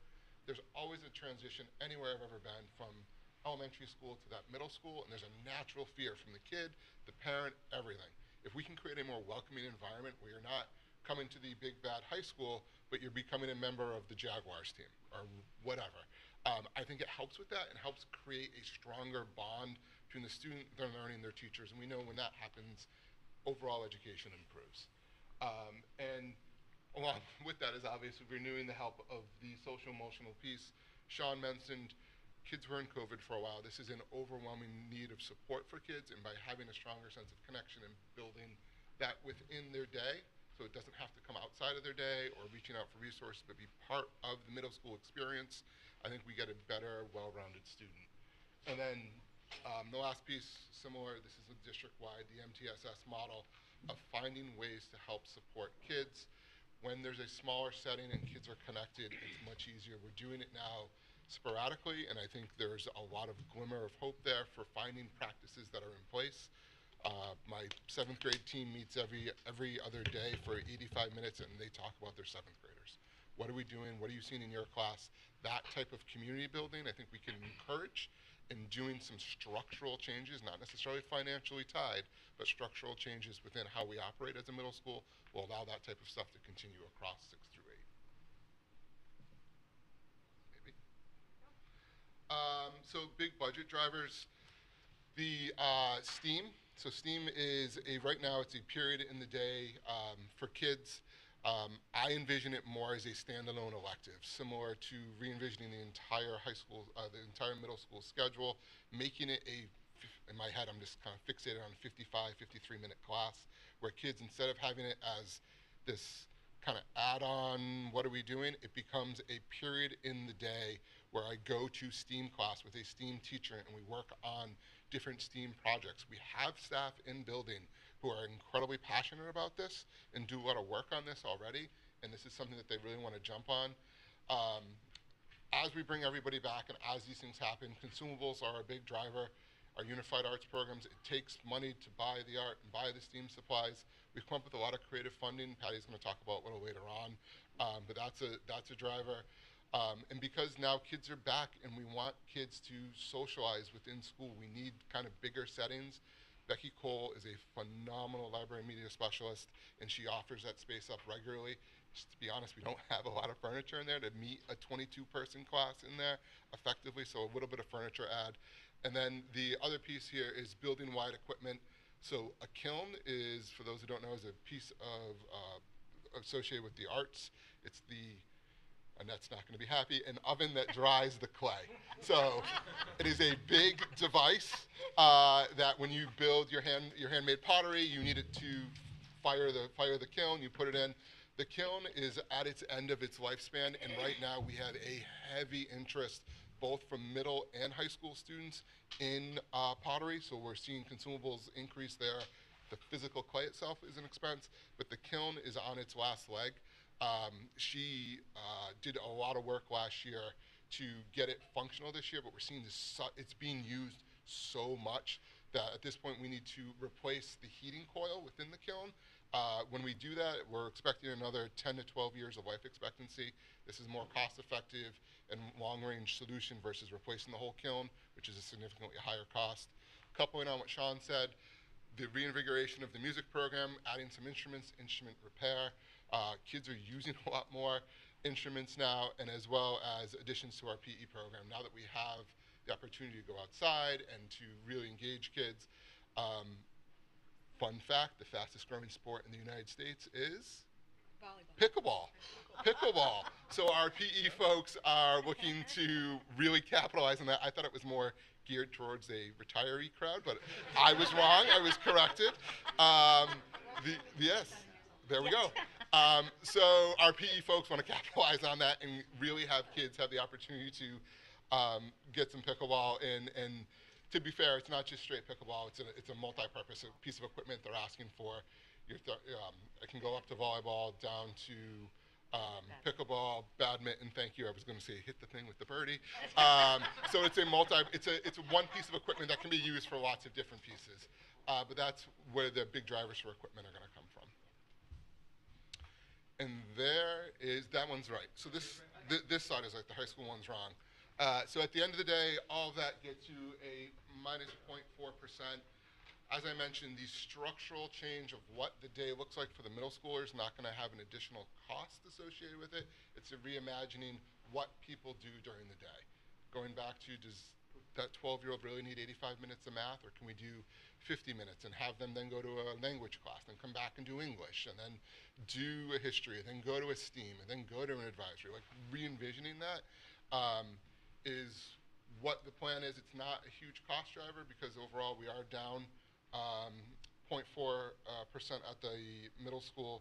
The big numbers that do jump there, you'll see them again in the high school, are associated with the items I mentioned: kiln, equipment, and some furniture. But that, before we transition to the high school, take a moment and pause. Questions about what I'm now calling Newmarket Middle School. I was going to suggest maybe we take a quick break after the middle school and people will get rest. Speaking of 85 minutes. Yeah, I was going to say, I got to stand up. You guys are stuck on that. Why don't we take any Take the questions and then take a break? Sure. So, considering there's the movement of facilities to a totally different budget, basically flat, right? Maybe Yeah. slightly. There is one paraprofessional position that was a general education paraprofessional. You'll see it under the paraprofessional tutor monitor position. It has been unfilled for 2 years, and that has come out as part of our budget process. So that's why that line's down. And the other is just what Phil said, the shift, the facility staff moving to district. And then the new teacher's contract is what's the up in the professional. That's okay. Yep. Thank you. Any other questions about the middle school for Andy? Says junior high. I know.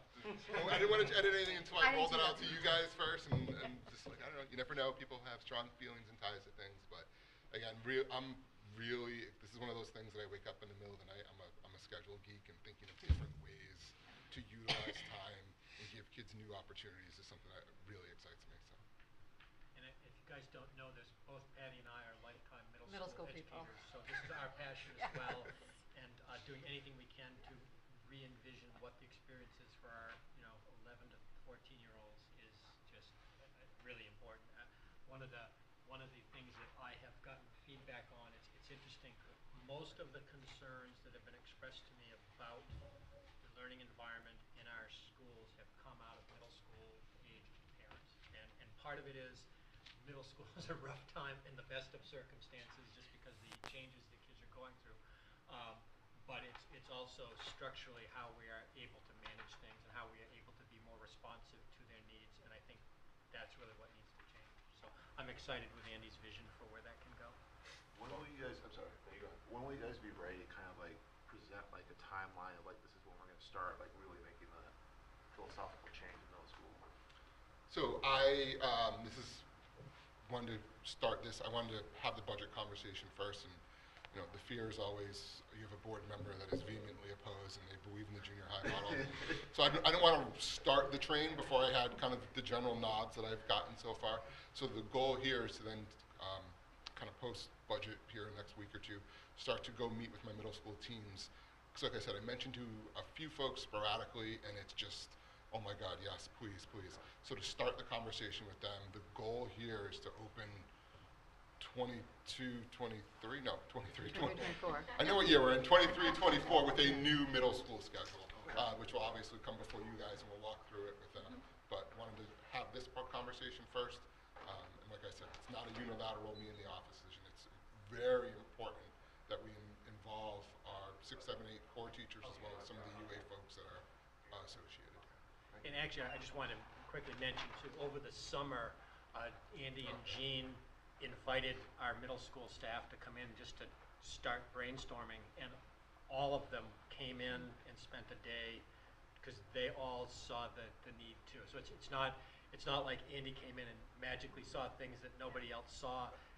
People see the issues everybody acknowledges. It's just, can we create a structure that can support the model? And I think that's what's going to be different, is that Andy has an incredible brain for master schedule building, and I think he will be able to separate the two things and continue to keep the efficiencies with staffing, because one of the reasons why you have a conjoint model is you can, like with the unified arts, people can be shared, continue to be able to take advantage of that, but to separate the two things so that they can function independently, and you can have a school within a school that is middle school. So it's exciting. The staff already has embraced much of the conversation, so it's not like he has a hard sell to go. I mean, Mark Levitt has been very, very clear on what he'd love to see happen. So, Yeah, it sounds like a fantastic idea, having two that just came to 9th grade this year. It's kind of, the long class blocks don't work very well for kids that are middle school aged.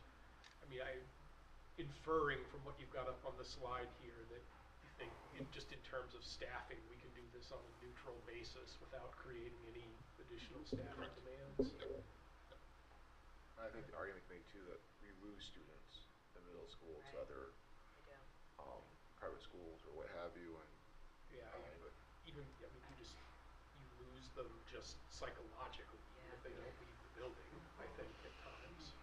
When historically, it seems like historically, that we have lost kids in the 8th to 9th transition, and I think that's part of in 8th grade, maybe 6th through 8th grade, not feeling that connection, the community, that bonding with your, with your peers and stuff, and then looking for something different in 9th grade, just for whatever reason. So. but when you, whether intentionally or not, communicate to kids, as Andy described, you wait for 3 years for something that you are looking for, even if you're not intentionally doing it, but if you create an atmosphere where the fun stuff happens later, it's at that age level, it is such a struggle to begin with, but to not have things that are uniquely yours that make you feel a part of something, I think that's critical to building this school culture, and that's part of what a middle school model does, is it creates that environment where kids immediately are connected to the environment, and they have a role in creating it too, like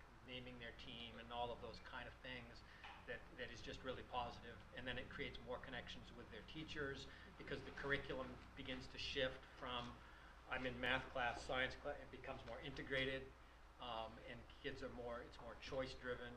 There's just a lot of things that can happen once you create the structure. And one of the things that has impressed me incredibly in talking with many of our middle school teachers is they know what they want to do. They just want the opportunity to make it happen, and I think that's kind of where we're at. So I think these changes, as Andy said, will be fairly quick to implement internally. It's just a question of messaging it out to the community. That's why at some point in the near future, I may bring to you the question of renaming us from junior senior high to middle senior high, and then literally rebranding by putting a sign on the section that is the middle school that says Newmarket Middle School. Which, by the way, part of the reason for doing that is it will cause people to go, why did you do that? What's the difference? And then it leads us to Yeah. lots of conversation.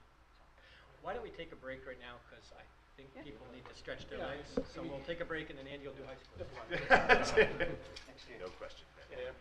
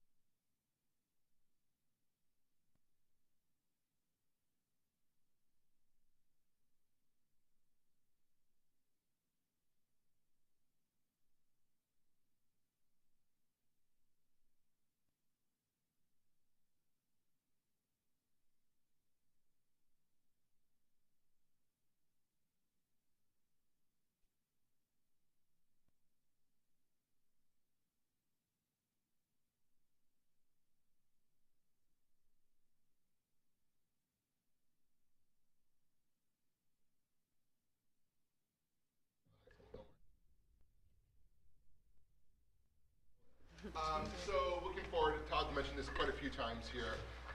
NES accreditation, thank you for your participation next week. They're here Tuesday and Wednesday. I've been kind of dipsticking staff just around how we're feeling. Is anybody, and people are in a really good spot. Nobody's anxious or worried, which is exactly what we want. Very excited for them to come so we can take that next step around vision of a graduate in the school improvement plan. I mentioned two board meetings ago. We have staff working on these as committee work on Wednesdays, and they are really chomping at the bit to get going on it and very excited. I will not steal a whole bunch of Mr. Riley's thunder on this, but we're excited for the courtyard project. It is a space that is in dire need of some love and support, and the opportunities there for use during the day after school, things like, off the top of my head, I've been in buildings that use spaces like that for like senior lunch privileges, or outdoor classrooms, or it's that one first really nice day in May, and I don't want to be in my room, let's go outside and have an outdoor lecture, or art spaces. And so there's a lot of opportunities there. And then as we get everyone back in the building, to remember that kids are fundamentally 2 years behind, regardless what their ages or levels, so we have to do some work around school improvement of the building. And then the last one here, master scheduling. This is where we're going to shift from what is a traditional cohort model from K to 8. You go to first grade graders go to second grade. High school, I was trying to think of different analogies this morning, and it is not, you hear a lot of people say high school schedule or master schedule is like building a puzzle, and it's not. It's like doing a Rubik's Cube. Because it's not flat and planar, and a puzzle to me says there's a piece that fits in, and all of a sudden you can see it. The Rubik's Cube's three-dimensional, and everything moves, and everything else moves, and there are very few people, myself included, that don't know how to do that. It's just a struggle. So one of the things you'll see here on the next slide is we need to do some work on revisioning our master schedule. Oh, sorry, the next one. No, you're good. This is our total enrollment right now, as mentioned. That 10th grade and senior year, sounds like things go up and down. My wife works in labor and delivery. I can tell you things right now are very on the up. She's at work a lot.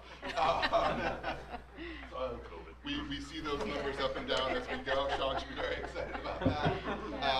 Using the elementary data transferred to middle school, then middle school to high school, so just kind of transitioning that cohort forward. We are looking at about a 20-person bump for next year of 291 from our current 270. So that's where we are by grade level. And this is where things become a bit more interesting because there's 271 kids in the building and it's not a cohort model. There are essentially 271 permutations of what a schedule could look like for a kid. Yes, everyone has to take English, but when English happens, what English you're in, where it happens, changes everything around. So what you have here is our current numbers of staff. Please remember some of our staff at our world language and our business and our art and our PE and our tech ed and our FACS are, not FACS, are shared. So they do some of that UA stuff at the middle school, but these numbers are specific to high school. So to read the slide across the top, I'm gonna pick social studies. We have 4 social studies teachers. We do the math out of how many students are in social studies classes. That's an average of 12.6 students per section. Our largest social studies class in the building is 24. The smallest class we run is 3. So there is a lot of discrepancy and variance here in terms of our numbers. Again, from the beginning of the slideshow around suggested class sizes by your own metrics pre-COVID, we are obviously well below this. Some of this is schedule built, some of this is student driven. There's a lot of factors that go into this, but based on our current numbers, this is where we are for this year. I believe that was a request from the board, so I just want to be transparent. Scheduling is something I'm pretty good at. I've been doing it for a while. In the last job during COVID, I did 4 master schedules in a year, which was a wonderful experience. There are efficiencies that can and will be picked up on the next go-around when I start to have impact on this. But for a current, where are we at right now snapshot, this is our most current numbers. When you say efficiencies, can you describe that more? Sure. Around the idea of section, getting super nerdy, section placement. So do I need 3 sections of astronomy? Yep, because I've got a number of kids. Physically in the schedule, where do those go to meet the highest number of student need?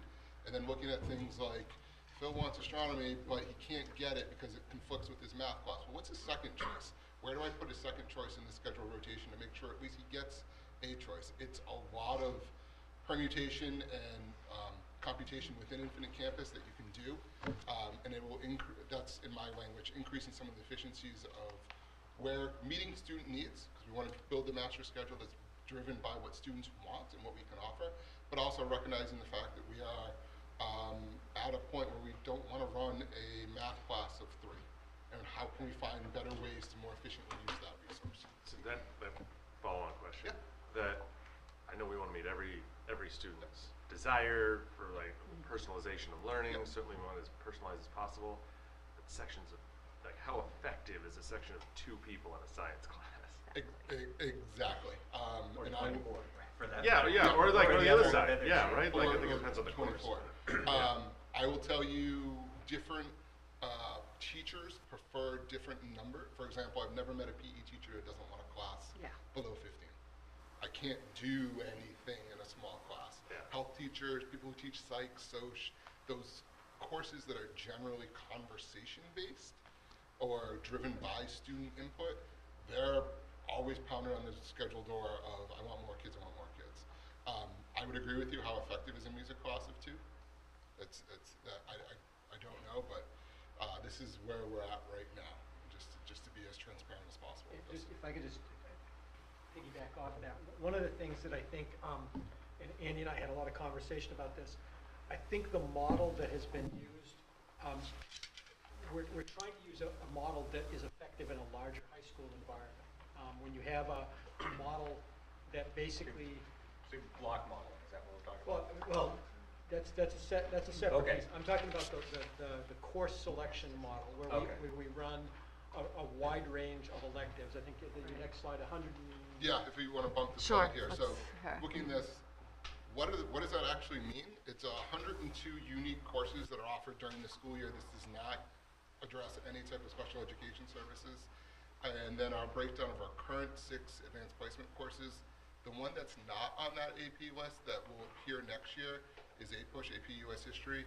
It is an example of something I think we should be utilizing more often, is an alternating year schedule.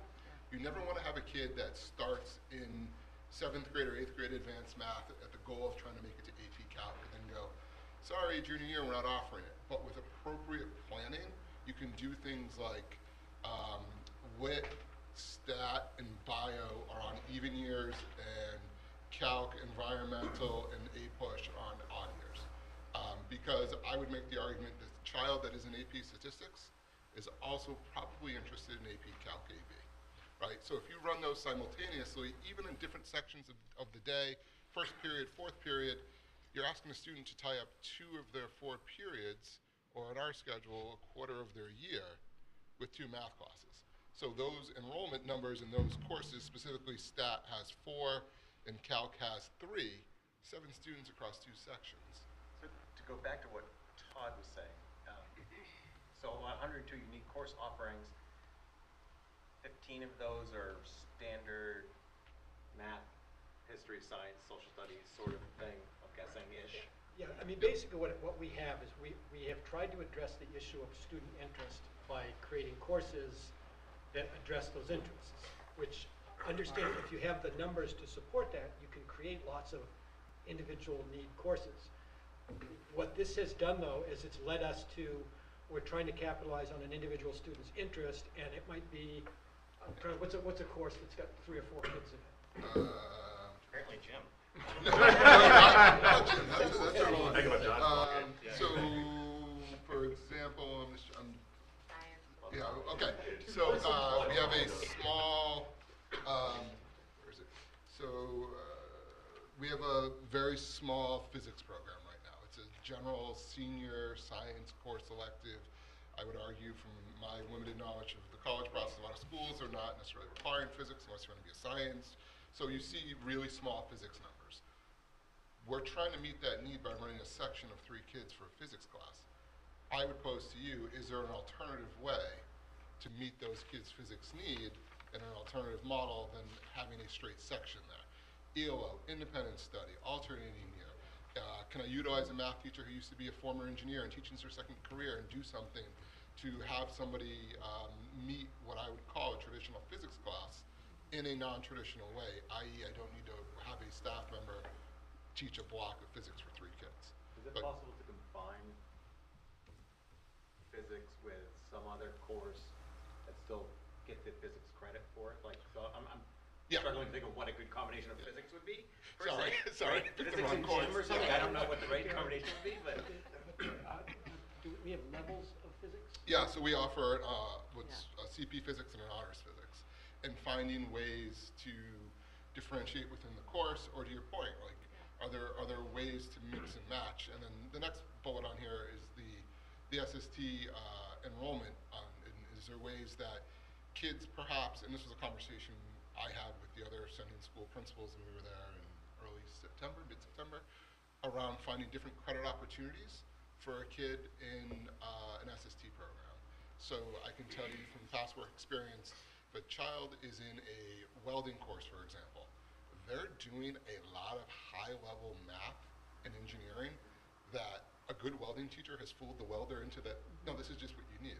In reality, what you can do is you can line up some of those core math curriculums, or content standards, and go, hey, you're meeting this? So rather than having to leverage your schedule around an SST welding, which is a passion for a kid and an obvious, amazing career opportunity, sorry, you can't take that because you have to come back and take Algebra 2 with us. Like, okay, is there a way we can find opportunities where you can, you know what I mean, you can kind of cross-match some of that stuff. And that's something that I can tell you is a regional interest from a lot of the small sending schools, Sanborn, Epping, us, to find ways to get kids that, especially with the legislation coming out around the schedule need for SST, and so finding creative ways to help kids meet their needs. Can I, I'm sorry. Sorry. Do you think the idea of alternating years for some of these classes is interesting? The question I'd have, are we staffed adequately in guidance for that? Because it seems like someone is gonna have to kind of sit down individually with each kid and plot out what the next 3 or 4 years is gonna look like. Yeah. So none of the alternate, I can tell you from a bad experience, you cannot flip a switch and say these courses are alternating. You need to be upfront and give kids the opportunity when they start course selection as an 8th grader to go, here, let's do a 4-year plan, and say, what are we looking at for you, and what do you think? You know, 8th graders, most of them are not going to be super excited and be like, yeah, I want to take calc. But you want to provide the opportunity and show this is the pathway that you can end up there, and this is, so let's leave it on the table because it's going to appear your junior year. So let's pencil it in. To your point, you know, I am a big supporter of counseling staff, and with what's going on with kids right now, you know, the headline in the Globe the other day, the kids aren't all right, is just something that resonates over and over for me. And I think we're at a point where, I know the last time I was with you guys at a board meeting, Amanda and the rest of the counseling department was there. That's an area I think you could always add more funds to. I'm not suggesting that it's not part of this budget at all, but if, not to make Jenna get real nervous, but if the question is, are we staffed? Yeah, I think we can make it work. We want to add people, absolutely. But I do think that the concept of establishing pathways to navigate the program that start with engaging conversations before you get there. It's not to say we expect every 12-year-old to know where they want to be and what they want to do when they graduate high school, but we need to be starting to map that out for families to be able to think about it and to be able to head down that road. I mean, just the simple thing about algebra, like when you do algebra in your program, has a dramatic impact on where you get, not only in the math sequence, but also in the science sequence.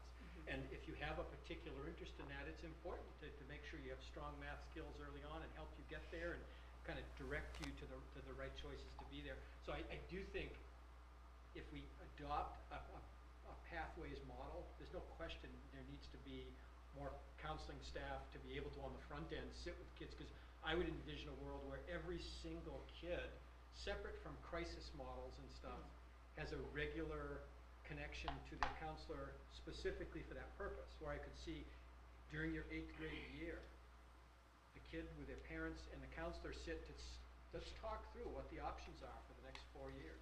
Maybe it even starts earlier than that, because they're under the roof in 6th grade. This is the first, like, it's so weird to me that we don't have a sizable cohort of kids taking Algebra 1 in the 7th grade. It feels like we're in a different decade that's a different drum to beat. I guess on the resourcing, it's more than just do we have the path and the plan in place, but face it, this kind of work by necessity is always going to take a back seat to supporting the kids who are having genuine struggles. So there's even another tier of the staffing discussion here to make sure that it's getting not just the resources but the priority. Well, I do think, actually, you want to jump in? Yeah, on I that? do, because I have a lot of experience with, and Andy and I talked about this, where we call it mathematical pathways. And when you have community forums and you invite parents in, and really, we have to start really thinking middle school, not just 8th grade, okay, now you're going to be at the high school, but having these conversations with our families about the mathematical pathway. And in a lot of communities that I've been in, when you ask parents, what do you want what do you want your child the opportunity to have in high school? Most parents are going to say, well, I want them to have the opportunity for calculus. I'm not even saying AP calculus, AP, AP, AB. Calculus. All right, let's go back. How can we get a 6th grader to have that opportunity to get calculus as a senior? What will the pathways be? We also have to recognize mathematics is very developmental, right? Developmentally, not all of our kids are at the same place on the same day at the same time. And that's okay. We don't expect that. But we should have the door open. And conversations that I've been saying to elementary teachers and middle school teachers is our classroom doors should always be open for all of our students so that they don't feel that their life is determined when they're a 6th grader because they didn't get into advanced math. We can't have that line of thinking because it is developmental and the light bulb might switch when they're in 7th or 8th grade. So what are the opportunities that the Newmarket School District gives all of our students so that they can see their path for math if their goal is, I want calculus by my senior year. And what that might look like is maybe in their 7th grade, we are looking at summer opportunities and we're looking at, and again, parents and families being a part of that, but how do we increase even our summer programming? How do we increase some of our other math opportunities so that all of our kids, if that's their goal, that they can achieve it, that we're saying that the door is not closed? Because you're right, I've had 6th graders in Algebra 1. Very few, you don't get that every year, and it might just be one student, but when I think of our middle school and high school is on the same campus, if I have a 7th grader, why not? They're just walking down the hall. If I have an 8th grader that should be in pre-algebra, then they should be in pre-calculus, then they should be in pre-calculus. We shouldn't be determining that. So that's that open thinking of we can't let our schedule, dictate all of that. And there's some great charts I know that Andy and I have talked about where we can share with the community, here's the pathway. And if you follow it from 6th grade to 12th grade, all of the opportunities that we give students to get to calculus if they want calculus. It kind of makes me think two things. One, that 5th grade and 6th grade, when they come in, when you say, hey, just so you know, the next couple of years, you're going to be asked this question, just to prime them, the parents, right? Well, actually, I had that conversation with 5th grade where I said, this I think was their first year of really making recommendations for 6th grade math placement. And so I said, well, let's really look at a rubric. There should be several data points of what is the criteria for our 5th graders to go into more an advanced math class. And it shouldn't just be data points, but also teacher recommendation. But what is a teacher going to use? I lean on the 8 mathematical practices from the National Council of Teacher Mathematics. So we're looking at perseverance. We're looking at, is that student able to have that productive struggle and not quit? That's important. Of course, precision is important. Of course, articulating your thinking and reasoning about how you solve problems is important. So when a teacher uses a rubric like that for a 5th grader to make those recommendations, that's the start. And then we're very open with parents, and then we also should have an appeals process. How does a family appeal the decision of the placement of their child? It should be a full round circle conversation where the child does a self-reflection. Where is the child in this? And then the parent, and then we come up with a plan. Okay, your goal is advanced math for 6th grade. What are we going to do to give you the opportunity? We're not going to say it's an automatic because we also don't want to set students up for failure. Right? So it's parent, I wasn't primed at all for that. I wasn't ready for what happened. I was like, wait, what? Yeah. Exactly, so it's really like opening the doors of communication, being a full team on having these, really transparent discussions about our students and how they move through classwork. The other thing you mentioned that made me think in a different way is summer school, we think of it being remedial. No, but it not doesn't at have all. to be. I mean, that's where Exactly. you naturally go, but it could be preparatory. It's not remedial, Right. yeah. Actually, just on that theme, one of the things that, you know what I'm gonna say. No, go ahead. Go. David, No. No. But one of the things we've talked about, I mean, this ties into the conversation we've had about credit requirements that we have of kids. There's no room in the day to build in a time for relearning or enrichment that is not specifically tied to an individual course. So basically what happens for all 9th and 10th graders is they're scheduled all 4 periods, 8 periods at a time, and there is no time in there if they're not succeeding to say, what do I do? And so what we've done is we've created this model where summer school becomes the solution. So you've got kids that have been struggling in a course probably all year, expected to go to summer school for a month and make up for what they weren't able to acquire during that time. And one of the things we've talked about is by changing credit requirements, you can build in relearning opportunities for kids. So rather than saying, you didn't learn the math in September, next June we're gonna make it up. It's, you didn't learn the math in September, well, here's now how we're gonna help you get there. So the relearning recovery process is much more immediate. It does change how you use staff though, because if you have fewer courses being offered because maybe you have reduced the credit requirement, but then you need people like, you need a math expert to staff a room that's working with kids doing credit recovery. You need a science teacher working with kids that are doing ELOs that are science-based. So you change sort of the structure, but in the end, it's much more responsive on a daily basis to what kids want. And I think that's kind of where, as we look at those numbers, where you see some of the numbers, I'm gonna be honest with you, Andy and I are alarmed at some of the low enrollments, and certainly when he and I go through the master schedule process, and he comes to me and says, hey Todd, I have this class that has 3 kids in it, should we offer it? We're gonna have a conversation about it, and there needs to be a really, really, really good reason why we're running a class that only has 3 kids in it. We need to think about that. But in the end, we want to be able to repurpose some of these things to provide for student needs, build in more student choice, all of those things that allow that. So that's really, you got the middle school model changing, but you've also got a need to make the high school model more responsive and be less of a, I see it kind of like the way we have it set up is like a hamster wheel for kids. Yeah. They're just constantly go, go, go, because they got to get to 28 and a quarter credits. And there's never a time to slow down and say, what do I value here? What do I want out of Yeah. this? It's like a less is more, Right. like Yeah, a it's, conceptual. I use the phrase, if some is good, more is better. It's not always true, and I think Yeah. this is an opportunity where that happens here. And things like a math lab, right? Because if I'm struggling in September in math, and you're just gonna keep me in here till June, guess what's gonna happen? It's gonna be rough. But if I'm starting in September, I can be like, okay, let's get you out of this class. Let's pop you into a math lab with a math teacher. What are the skills? Where are your deficiencies? We're going to prep you for semester 2 algebra. I know where you're going. I know where you're at. Let's get you there. And then January 15th rolls around. Kids just had a better spot than it was September 1st to get that in there versus we're going to struggle September 15th to June 15th. And by the way, take a week off, come on back, and we're going to slam you through 9 to 12, Tuesday to Thursday in the month of July. That kid's not going to like school much longer, right? So like creating that opportunity during the day to have that option goes around re-envisioning how you use staff. I have a series of questions. Please tell me if this is better. When we talk about postgraduate graduate or another time. So prior to when I was on the board, a number of years ago, they cut teachers and pushed students towards BLACs. And then there was a correction where we need to add more staff and more courses. And obviously, I will definitely agree that I think 2 or 3 students in that class is not exactly probably good for anyone in that situation.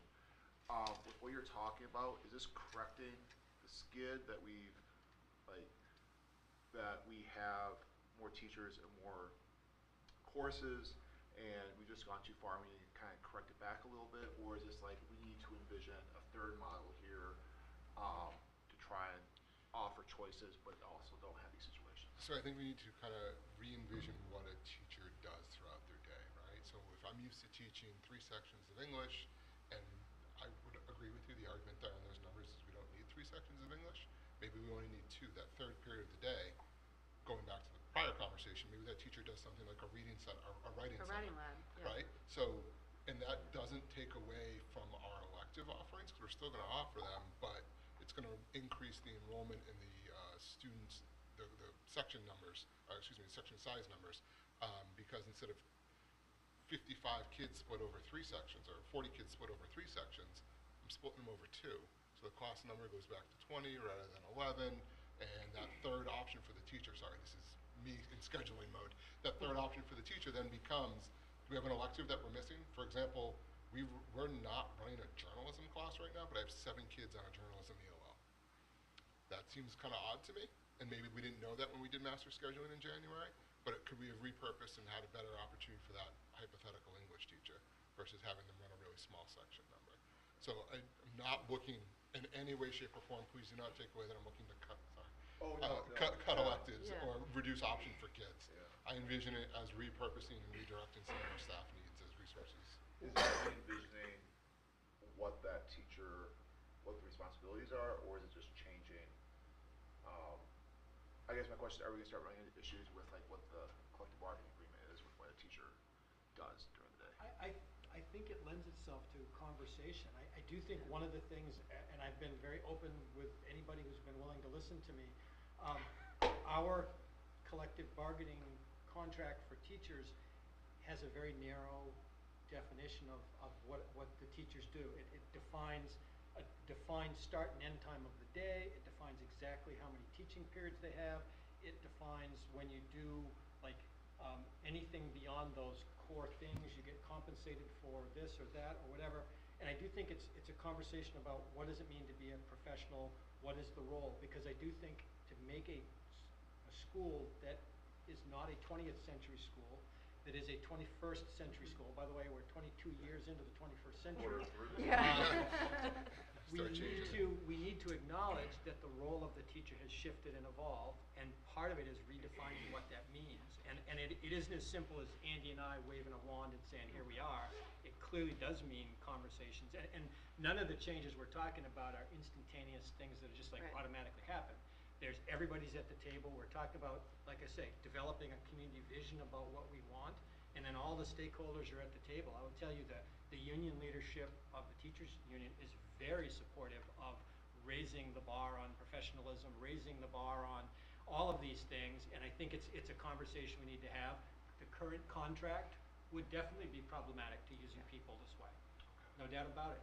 But I think that's something we need to start having a conversation about, because if we continue to allow the same barriers to hold us back, we're going to be having this conversation forever. So we've got to be willing to take on hard conversations, and yet talking with the union about how it redefines what a workday is. I mean, I'm thinking you get 7 kids in journalism ELOs. I could well, maybe just having an English teacher who manages the 7 journalism ELOs, because the kids are off doing all these great things, and that's one of their teaching responsibilities. That's one of their, instead of having, because we've defined what teachers do, is like you're in a room with X number of kids for X amount of time, and that's, what we're talking about is re-envisioning what kids are doing. The kids are outside our walls. They're doing things that are not brick and mortar. It occurred in this between. So why do you have an ELO person or a school counselor going over the work that a journalism student's doing, right? It doesn't make any sense. Can I ask you, now, am I right to assume that the courses that have a smaller enrollment are the higher level, like advanced placement courses? Not universally, no. Not universally? No. Okay. If you, AP Lit has 10 students, Stat is 4, Calc is 3, Bio is at 20, and Environmental is at 10. Okay. It should also be pointed out that there's a couple of places where you, like for example, the photography course, there's like photography 1, 2, and 3 all in the same room at the same time. Yeah, so we're overlaying some things that are, that's actually a good example. Photo 1 and Photo 2 in certain spots are overlaid because of the numbers. There is a contractual issue, contractual obligation for that, but teacher teaches above 6 sections are compensated for it. So when we do that, there's a give and a take. Yeah. So the total number of kids in the room may be all right, but it's costing you money on the other end because of the CBA. Go on. Oh, I'm sorry. No. Can I ask, is there a lot of gatekeeping that limits the students that can take advanced placement classes? That is a great question, and it's something I have not dug deep enough into yet. That is something that I know in prior employment was an issue, and actively working to take that down. I don't know enough about our scheduling process yet to answer that question accurately.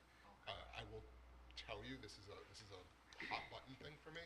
So if there are gatekeeper things, like I've worked in systems where students had to pay to have an essay edited in red to be part of an AP English course, and that's just blatantly unacceptable, and I actively work to remove those.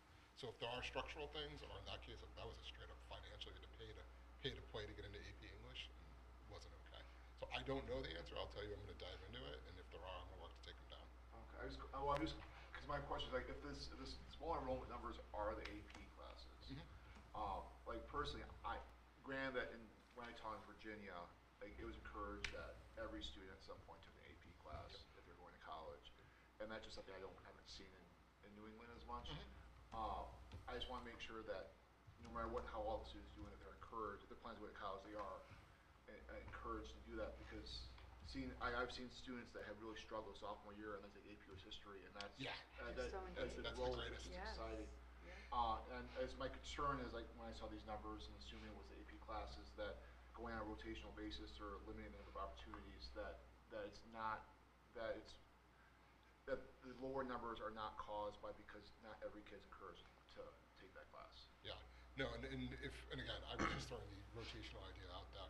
We never want to be in a spot where if a kid gets into a program or a mindset, and I'm thinking, I'm a science kid and I really want to take AP Bio, and I want to make sure I'm not going to be in a spot where, hey, I know you've been planning for this since 7th grade when you fell in love with life science and you knocked it out of the park in 10th grade biology, but sorry, we're not going to run the course. We're going to find ways to meet that kid's need, and there's a lot of creative things that I can tell you I've been part of to make it happen.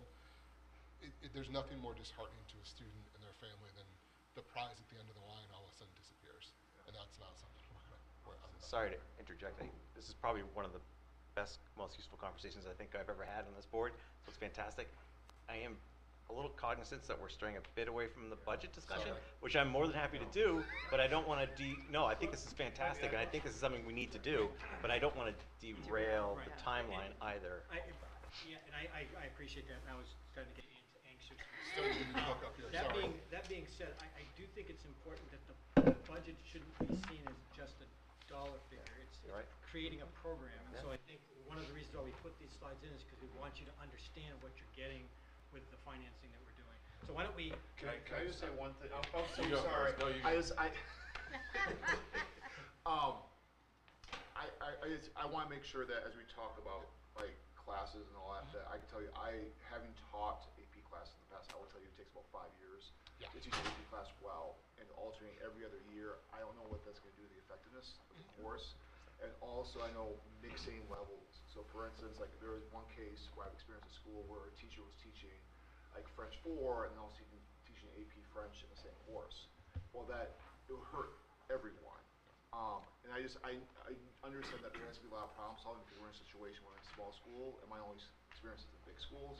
But I also just want to make sure that we look at what we're losing and perhaps maybe encouraging kids to take higher level classes so you can continue to offer those might be a solution. So anyways, I'm So, sorry. one, I will say, totally agree, like, I appreciate the length of the plan to the budget, because the budget is just an operationalization of the strategic approach of the school. So, like, I'm glad we're having this robust conversation, although I agree with you. Make sure we talk about it. I just want to say how much I appreciate the broad-mindedness with which you're coming to, like, how we are structuring education, like, from leveraging ELOs to, like, hey, take advantage of the fact that it's one building, and there can be fluidity for a kid who's like, hey, you might be very proud of her right now, right? Like, it's incredibly refreshing to hear, like, this level of, like, depth of thought of, like, how do we shift the model to be something that is going to service these kids who are going to be workers in the economy in 2060, right? Like it's like. So budget drivers here, getting back to the numbers, again, you have a higher level of interest in some of these high-level consumable courses. The Performing Arts Associated field trips, our kids are performing and going places now. This is a new thing compared to past years. Not new as an idea, but new as a budget item. Believe it or not, a lot of high school teachers, specifically our English folk, looking for ways to get kids out of the screen, right? So there's some requests there for actual paper copies of things because they want kids to have conversations around a document. So there's a request to kind of improve some of their classroom libraries with legitimate books. And I know, with due respect to Jason, there's time away where kids. So easy. Yeah, I know. Teachers are. And he's got a binder right Yeah, on the paper. teachers are looking to get kids away from screens for a little bit. Just some performance. I mentioned the kiln stuff and the glassware in the science world. And then just continuing to return to normal. I love a large part of my job because people come to me with ideas and I get to say yes. And the continued budget support around that's helpful. And then there is your budget slide. And we corrected that. So This is the corrected one. What's on the screen On the is screen, it's correct. corrected Yeah. in your documents. So just highlight some quick things here. The textbook number jumps, as I mentioned, because of the classroom sets. We teach an anatomy class that has this is the situation with almost any anatomy class you see. There's a workbook that goes along with basic anatomy that is rather expensive. So we have a decent number of kids in that course, so that's a big number request, somewhere around $1,200. The furniture request, just so you know, every year we have been renting 6-foot tables for SAT, PSAT testing at a cost of about $1,700 a pop. So it's a cost-effective move just to buy these tables, and we will then have them for perpetuity. So that number, the 43.8% jump there in furniture, a large part of that. Yes, we We do had this now. conversation. We do now. So not only are you going to get a whole bunch of 6-foot tables for testing day, but anything obviously district-wide, it's a good financial move in my opinion. And then lastly, I mentioned the kiln and repair and maintenance. We have a 3D printer that needs some parts, and then some of the instruments are some of the big numbers that jump out up there. But that is the high school budget. So utilities and fuel went down the other. I mean, this is the same building, right? Just every part of Right, it. right. What, like, Well, remember how I told you we've got better data now? Like we're associated, we used to just generalize. We would take the whole propane budget and we would say 50% went to elementary, 20 to middle, 30 to high. But now we're actually saying, where is that electrical meter? Where is that fuel tank? And we're splitting it up appropriately based on those schools. So yes, the overall utility budget has gone up marginally, not a lot. But you'll see some variances between levels 1, 2, and 3 because of partly due to that shift of putting things where they go. We try to refine this every year. We try to get more accurate in our budgeting. We try to find better data so that as we go forward, we're looking at real numbers. And we've actually reached out to the water department this year to what meter goes to what school, what's the number, and electrical. We've done the same thing. What meters are going to where, what locations, and quantifying that based on our projections, based on those individual meters, and that just helps us budget better. Did that answer your question, Phil? Okay. I apologize for this. This is more of a statement than a question, but if we are going to start, like, relooking at the courses we're offering and what they're going to be running, we're going to buy hardcover textbooks. We just need to make sure that those textbooks are being used on a regular basis. Yeah, so I point out anatomy because that's a super popular class with a lot of kids that like it. And pulling back 3 years, that is a course that has run every single, even in the middle of the pandemic. That is a popular. I think we got a lot of kids that are into life sciences, and anatomy is one of those courses that it's anatomy whether it's high school or graduate school. It's still the female, right? I think a lot of kids have been taking opportunity of it, and to piggyback on something I know Jamie sent out last week with the 8 students in the LNA program, right?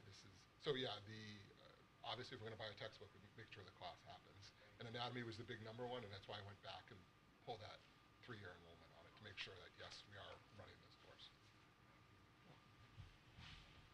Good? I was just curious about the other benefit reduction? Is that just a reset to more realistic projections? Yeah, the other benefits is one of the big components of that is our teacher severance. So that changes year to year based on who's going to retire. We Okay. book it to where it goes. So that's what you're seeing there. Okay, thank you. The repairs and maintenance, so everyone, like, a little bit all over the map when you look like year over year. I realize you see out here, but it's like 62 expended, 210, almost 300, then adopted last year 74. Like, do you plan to level set that? Like, do we have any idea like why it was like? We're working very hard to level set. Right. Well, and the other thing, this predates Dave, so I'll jump in again. As I said, we're getting more and more refined every year. We're trying to make our budget more comprehensive and more meaningful. When I first started here, there was one big bucket called repairs and maintenance, and everything went into it. Professional services, recurring maintenance, supplies, everything. So when you look at that big number up there a few years back, That was other stuff. that was Okay. everything. And so we split it out that first year. We created a professional services line, and then we worked all the way through and split that. And then this next year, we're looking at it even more, like how can we make it more accurate? How can So we it's not apples to apples when I look back. No, Okay. unfortunately not, but it's better. We're moving Yeah. towards a better budgeting model. So that's and to Dave's point, the maintenance, it's not really all over the place. We have put a lot of work and effort into trying to contain costs and things, but the budget doesn't belie that because of some of these accounting changes we've made. Thank you. Erica?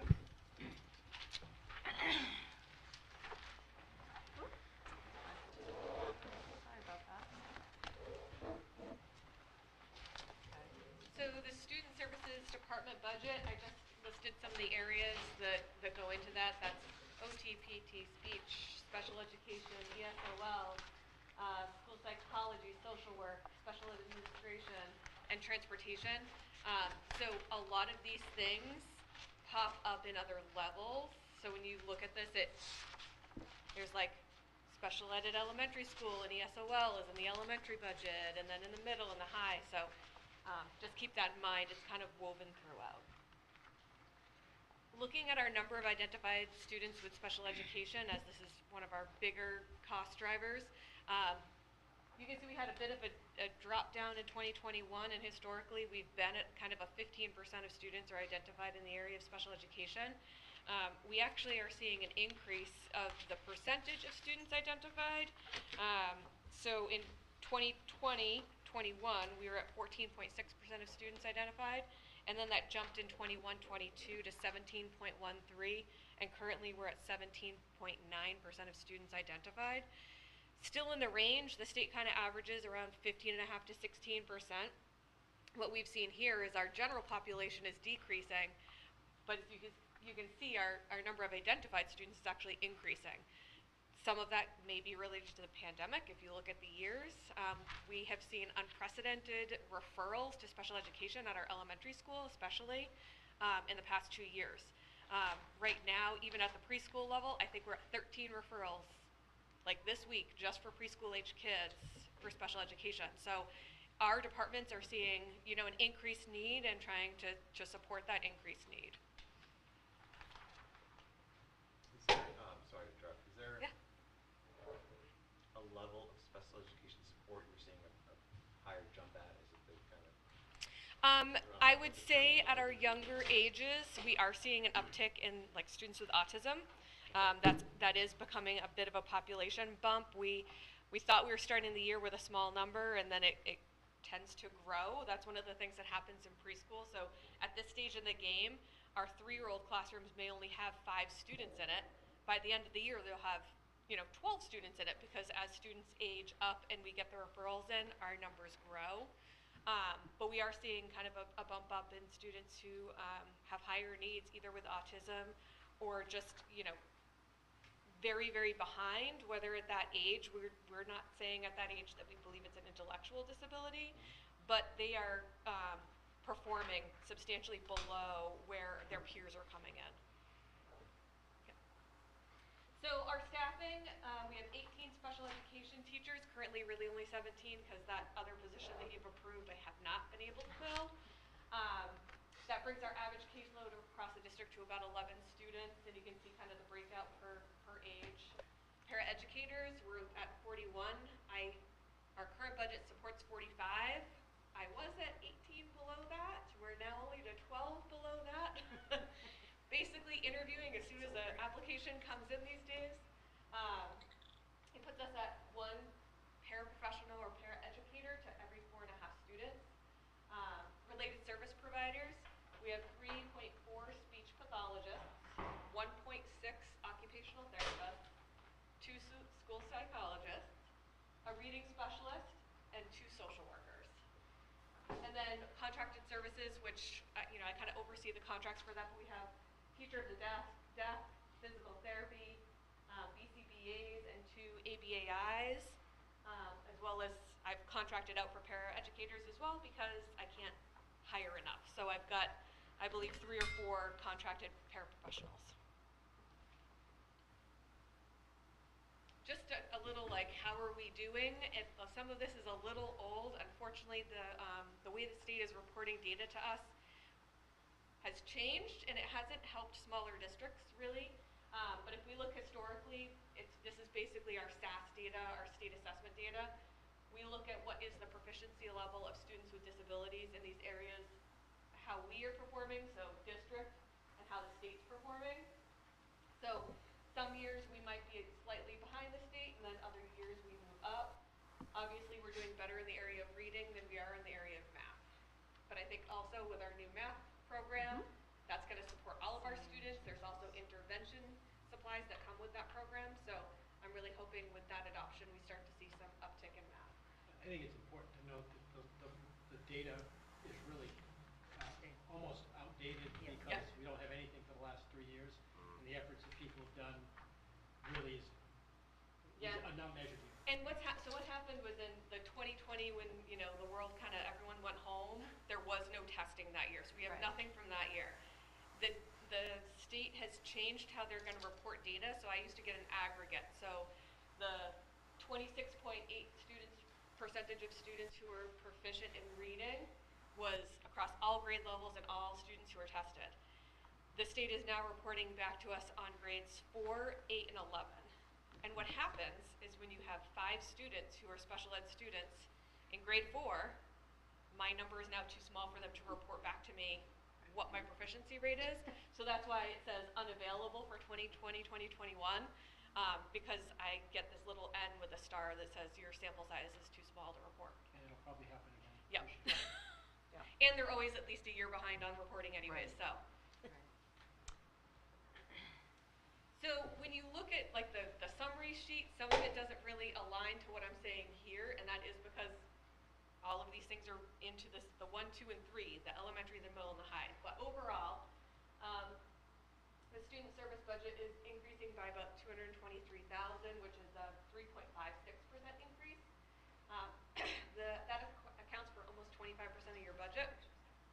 In 2019, it was actually 28% of the budget, so over time, we're reducing the percentage of student service budget to total. What that kind of comes with, and you see it in the other levels, is staffing changes. Now, Todd had mentioned earlier that we're increasing 1 case manager at the elementary school. That's actually Jana helped me figure this out because when I started to look at my numbers, I was like, oh, well, it's the 1 staff member. It's actually not.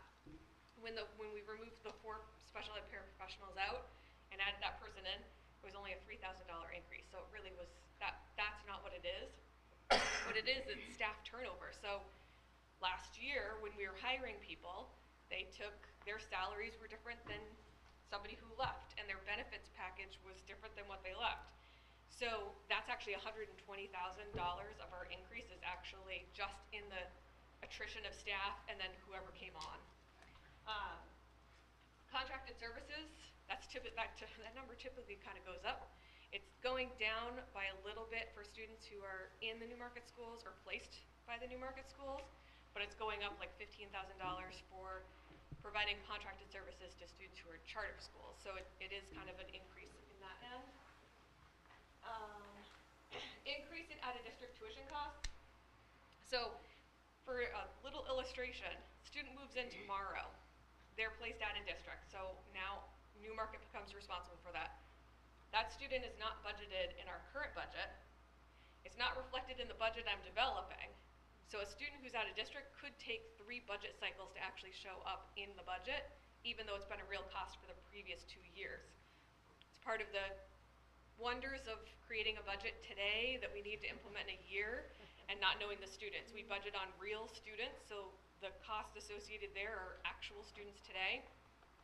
I remove any student who's going to graduate, and then we have a special ed trust of $300,000 if a student we remove in and we weren't able to absorb that cost. And special ed transportation went down a bit. I think as you're changing, that's the staffing changes cost. Like, I think there is a real cost to turnover, right? Like, and that this demonstrates it. The more we can retain staff at every level, right? Like, we reduce that cost. Yep. I think that's just a great, like, highlight. That's super important. Yep. And then the slide.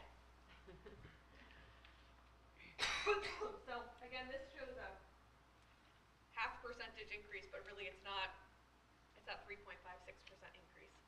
Yeah, this just represents district, only district, because a lot of the special ed services are sprinkled into the other budgets you've already seen.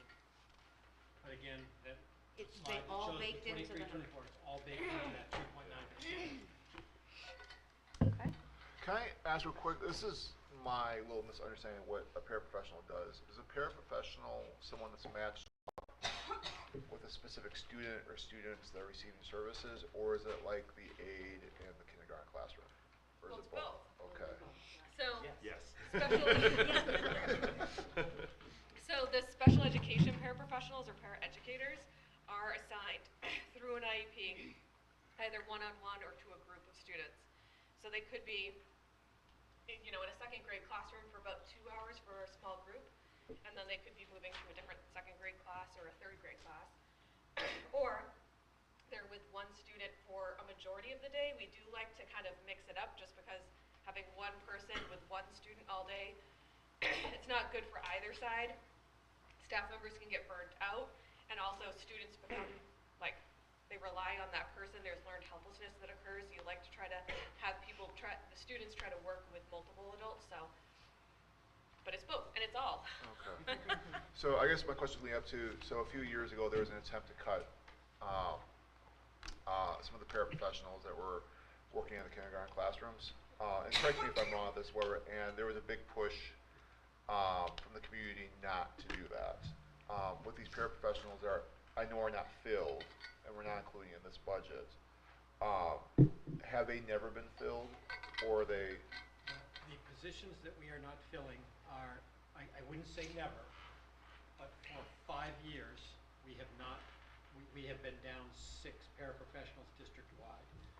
What we're doing is acknowledging that's the case, Okay. and not budgeting for 4 of them. What I think is important to understand is, if there is an IEP need that requires a paraprofessional, we're going to hire to the need we have. This is for the budgeting process. At no point will we deny the service that is needed. So if Erica, through the IEP process, determines that there is a student that needs a child-specific aid that we haven't got in there, we're going to figure it out, and it will be funded. But what we're trying to do is acknowledge the reality of where we've been. And again, just to give you real numbers now, right now I think we have 33 parents total. I think it was 32 or 33. Okay, but we budget for 45. Okay, so right now we have 12 or 13 unfilled positions. So, and historically, even pre-pandemic, it's been 6. So what we're doing is just adjusting to the reality of where we are. And certainly, if we could be fully staffed to the number that we're hoping to have next year, it's a quantum leap ahead of where we are. So we're still making significant gain. Okay. So Your you said question we're about down, kindergarten- oh, sorry. So you said we're down 6, right? Historically, we've been down 6. Historically. And we're right now taking, down we're not 12. gonna budget, we're taking 4 out of that budget, Mhm. correct? Correct. Plus With- the reg ed para Plus, that's at the yeah, high there's school. there's a regular education para that fits into that group. It's not Erica's group, but we've had that position unfilled as well for at least 2 cycles. So it's a total of 5 5, okay. throughout the budget. And the numbers seem slightly wonky, but that's because I also have contracted paraprofessionals coming from other lines, so that comes out of my contracted service line, because that's what it is, it's not an employee. Okay. But right now, if I were I use those people as people currently, we're still down 12 today. And Andrew, Sean did mention, in our kindergarten, every kindergarten class has a full-time Yep. classroom paraprofessional. Okay. That does exist, yeah. Okay. And each preschool classroom also has Yeah. a full-time. So let me just, with paras, they're not always working with children with IEPs.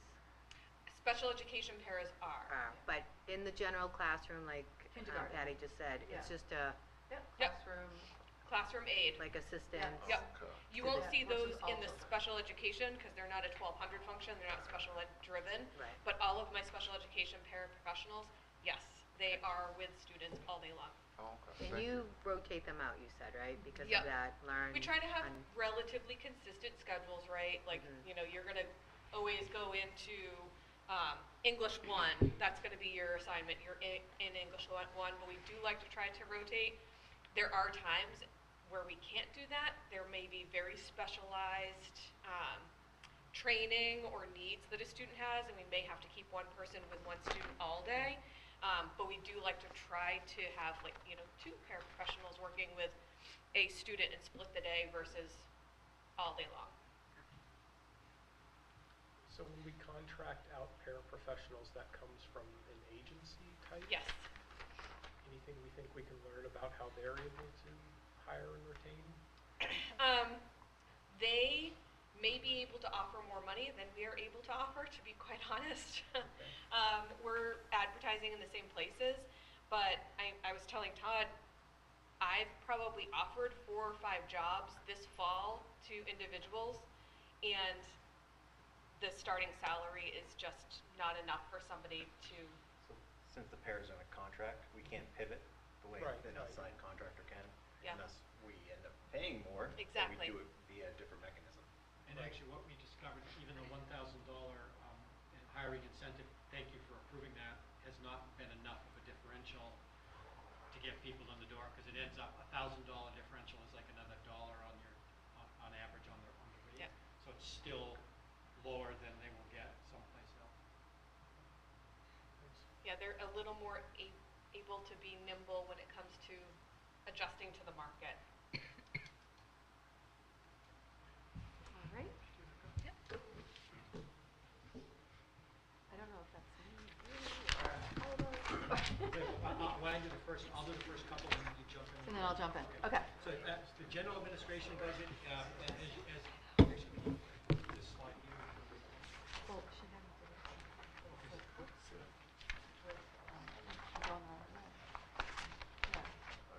Well, we've got it in our packet, you can, Which slide am I trying to? So this general administration is this one. My apologies, I'm trying to Yeah, get to the right slide. yeah. So general administration, that includes, general administration is all of the stuff that goes to running the superintendent's office, it goes to school board, it goes to all of our district functions. Really, the one slide, we pulled out a couple of slides that are in your packet, and this is really the only major variance in that general administration budget, and that is what I talked about earlier. One thing I talked about earlier, which is the HR consultant, what we have put in the budget. It's about $45,000 to have basically a consultant 1 day a week, in addition to the work that we have been ongoingly doing with them to do the salary study and all that. So that's in there. And then, as we've talked about, without getting into reasons for it, our legal services have definitely gone up in recent years, and so we're adjusting to provide more towards legal services. So that's just a general overview. Do you want to jump in with other instructional services? Sure. So, most of our school and district improvement initiatives, they're funded either whole or part through state and federal grants. So what I did was I listed the grants that I oversee. This is separate than what Erica does with special education. I just want to make that. So those are all of the grants. And my next slide does a little breakdown for you about what are these grants, when did we get them? And so I'm going to take you to start 2019, 2020, that was our pandemic year.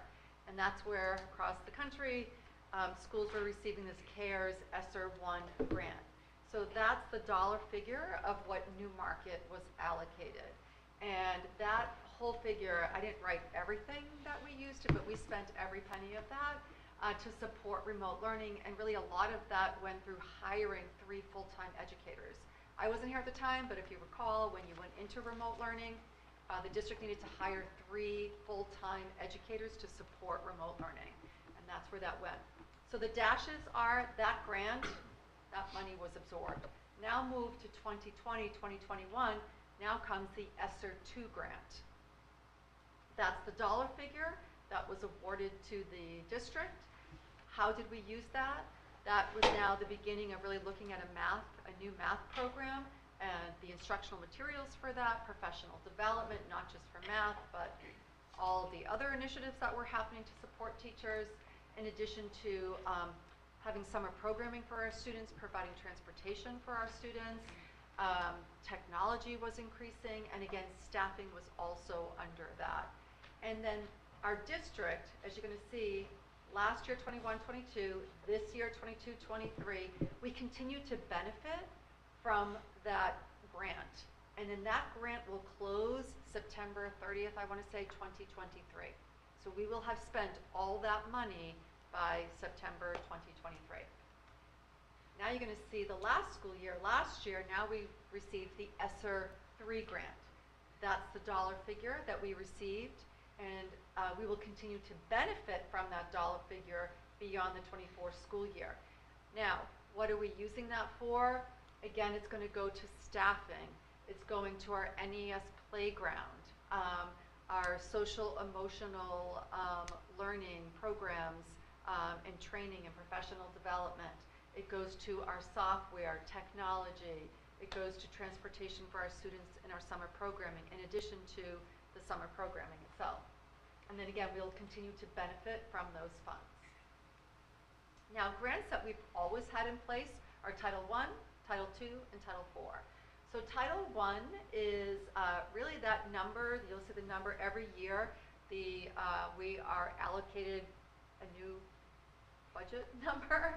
You know, we don't really control that. It's what Newmarket is given. But how we use those funds, it's really through paying staff. You know, our reading specialist for reading and our math tutor for math in our Title I program. And then, of course, also under Title I is our students, if they're homeless, we help support those families, and also transportation. And so I just kind of listed out what is the district awarded. I can't explain why in 2019 we're at 102,000 versus 226,000. You know, it's what our state is awarded. But Based on free and reduced the lunch free and reduced calculation. lunches. We didn't see a big decrease in that, I think, until COVID really hit. So Yeah, that's weird. because of COVID, everybody had, during that time, Yeah. everybody How are was they gonna given free and calculate reduced lunch, They're so. challenged to calculate it because of that's Using gonna be a free and reduced problem. as a metric It's, is a yeah, challenge. it is a challenge to use it as a metric. So there is specific criteria that we need to produce to the state of who are our students receiving Title I services and why. And what is the criteria to receive those services, and what is the criteria when our students are not receiving those services. And again, like I said, in 2023, we'll be giving a new award. Our Title IIA grant is typically professional development. Our district has a really great mentor program, which is we call our new teacher induction program, where they're trained several days in August. They're paired with a mentor teacher, and we then have throughout the school year, the mentor and mentee have meet each other consistently. They submit those logs. And additionally, I am meeting with them monthly, the new teachers, and that's all the way through their first 4 years of being in the Newmarket School District. So a lot of those funds go towards that, but we also like to support professional development for our math, for other type of training, for example, Edmentum, that's going to be working with the middle school, high school teachers on November 8th. But the various school district trainings, those funds will come out of Title IIA. And then I just want to mention, if you look at the 23-24 school year, You can also use a portion of your Title IIA funds for unexpected enrollment increases.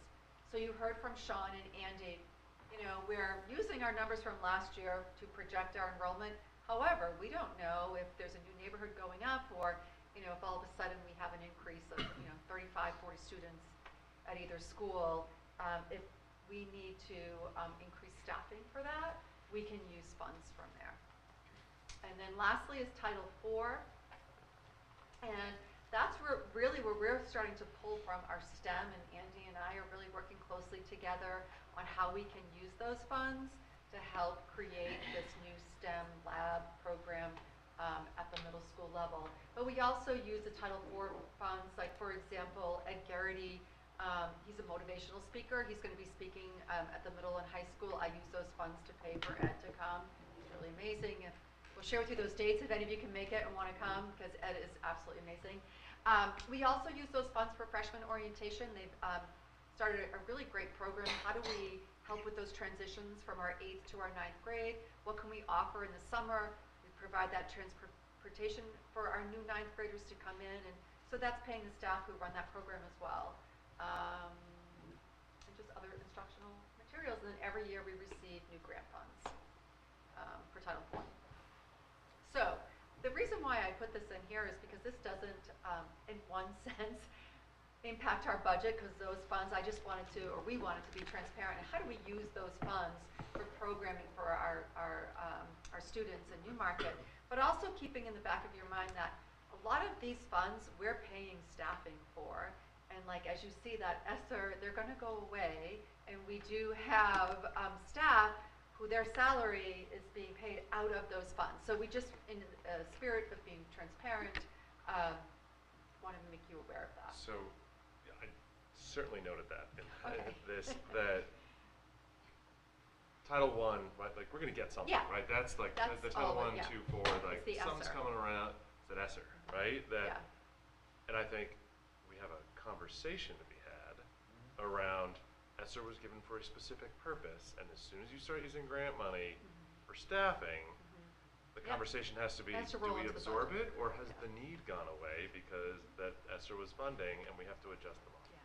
Yeah, that was a very specific discussion we had. Very specific discussion we had during kind of the discussion about bringing on some additional support staff person, because we knew the need was there with the kids, and we could fund it. But yeah, you're right. We do need to say, hey, It's just so dangerous is it- when you use grant money. It is, but there was such a need. It was an that we urgency. kinda- Yeah, it was an Yeah. urgency Yeah. that but we do need to be cognizant Yeah. of it and say, hey, is this something, the need continues, how do we fund it? Yeah, for the 24-25 budget, we will probably have to have some of those conversations. Yeah. And they're going to be hard and unpopular conversations. Yeah. that they're having. Yeah. Yep. That's why you get paid the big bucks. So I just wanted to share with you those current initiatives that our students are benefiting from, and our staff, to improving that teaching and learning. We continue with, I have to say, the Wednesdays, or I like to say what Andy calls them, the wonderful Wednesdays.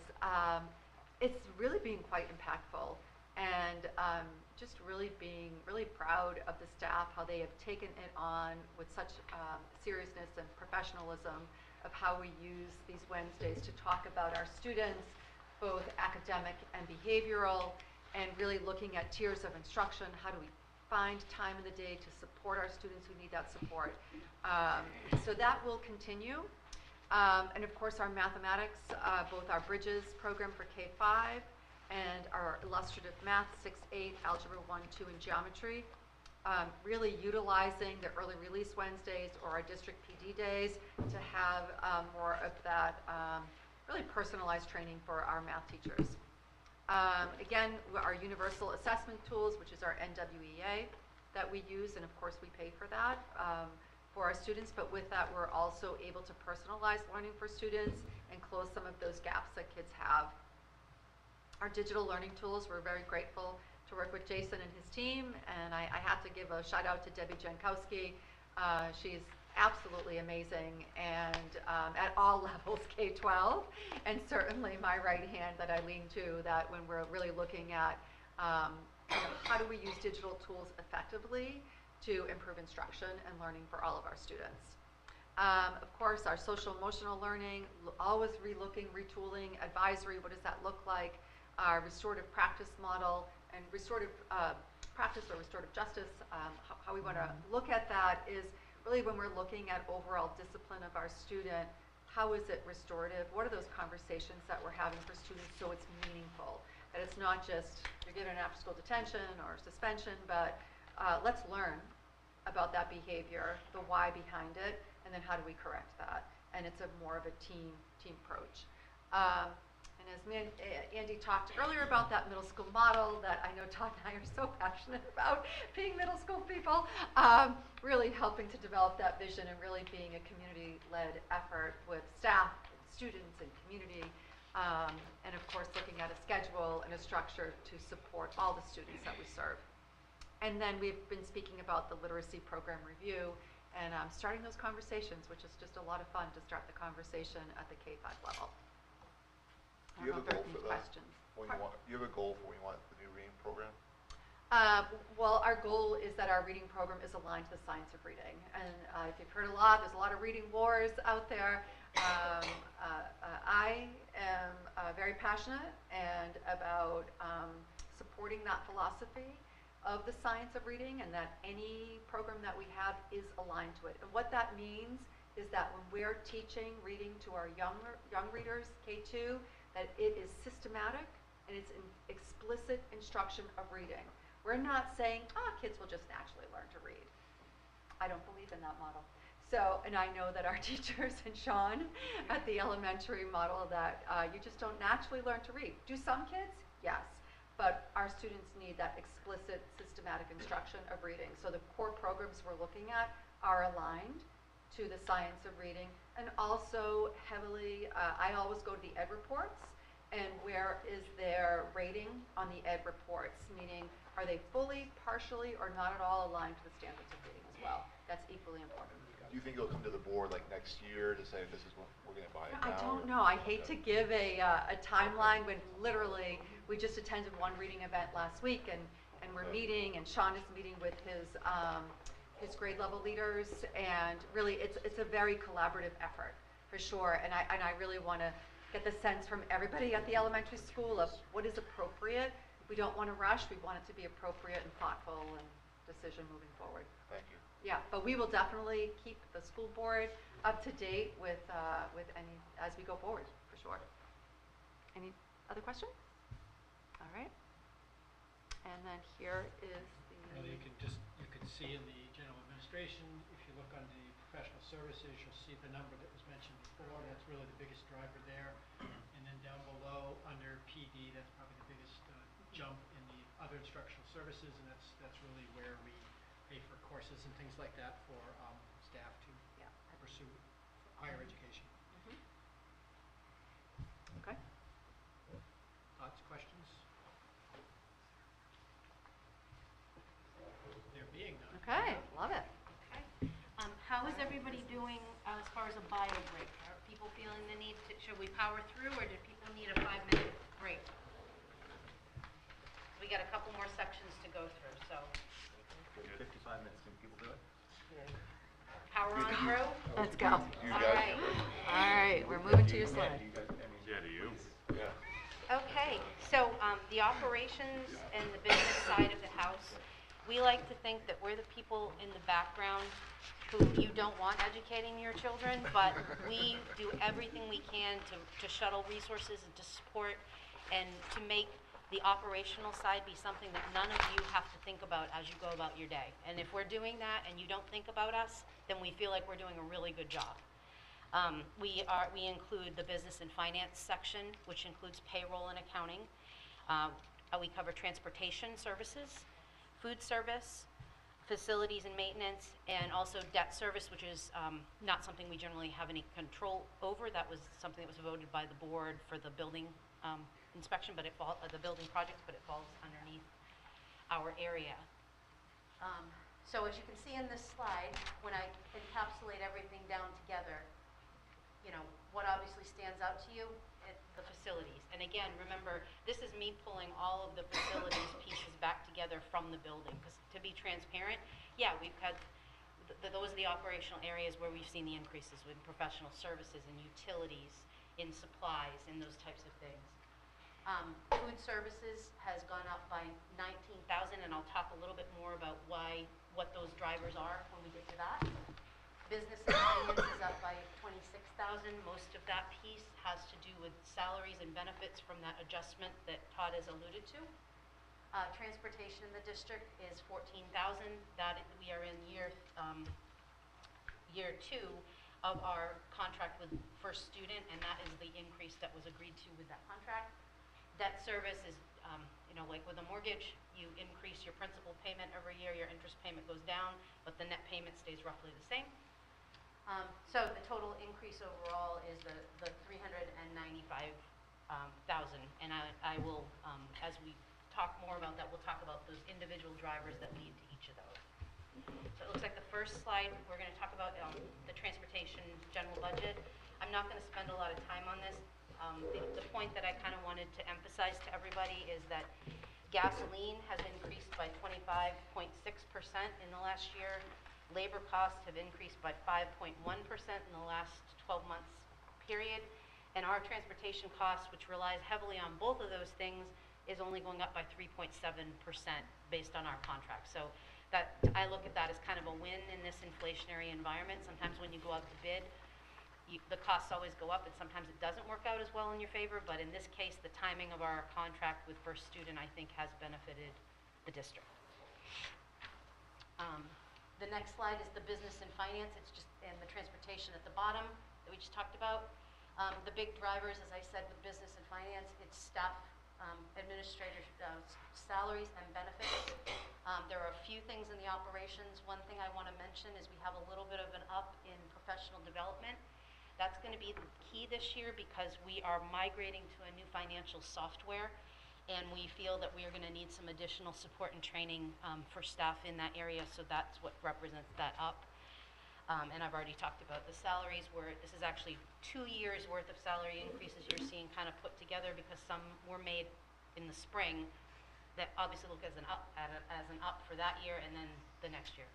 Okay. Are there questions? Any questions on the? What's the software you're going to? We are going to, it's what used to be called Infinite Visions. It's now called School ERP Pro.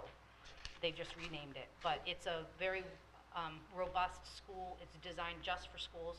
The current software that we're on really is built for a municipality, and it doesn't have some of the nuances as in payroll to do school year scheduling, deductions on a non-calendar year.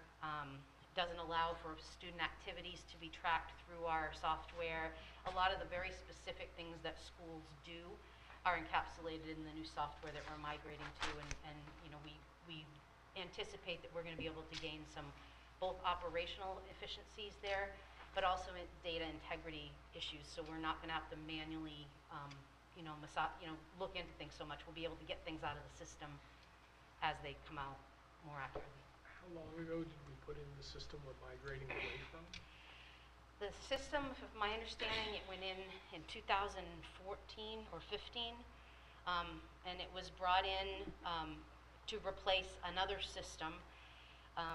Some of the things I can tell you, and for those of you, probably most of you have been through a software change or migration, but one of the dangers when you bring in a new system is you never want to say, this is how our other system worked, make it do that. And I think there was quite a bit of that when this migration happened. So even though the system itself is not as robust and doesn't have as many capabilities, I think some of our conventions were programmed or aligned to a system that we were comfortable with, not necessarily in alignment with what the system could do and how it could happen. So there, a lot of the, like my quarterly reports, when I bring them to you, I can't run a report out of the system and get that data for you. I have to run it, I have to analyze it, I have to slice it up another way to present it to you, and I'm very optimistic that moving forward, we're going to be able to build our system in such a way that we're going to be able to code things correctly, so that when you run a report, Todd can run that report, I can run that report. Nobody's going to have to tell you, oh wait, don't forget to do this, and don't forget to add that. So that's kind of what we're looking at. Yeah, and that's, I was just getting 7 or 8 years out of the old system, that's not bad, as these things go. Oh, and we are using grant funding for it. Yes. Grant funding. We are using, Patty was Yep. able to find some grant funding. We got it approved by the DOE. So the migration, which includes implementation, it includes training, and it includes the software package and the licensing. And in addition to that, we were able to negotiate with them because they sold us this product that we are on right now. This was supposed to have been a school product. They sold it in that year. It was gonna be their school product that they were gonna code and upgrade. They quickly realized that they couldn't do that cost effectively, so they discontinued work on that. But because we migrated at that point, I've gotten them to agree to comp all of our implementation training fees, which is about $50,000 worth of human help, because they sold us a product that they didn't follow through on with what they needed. So that's a big win. Normally this conversion would be about $80,000 to $100,000, and we're looking at about somewhere less than 40 because they're comping that piece. I would love to have been a fly on the wall for that conversation.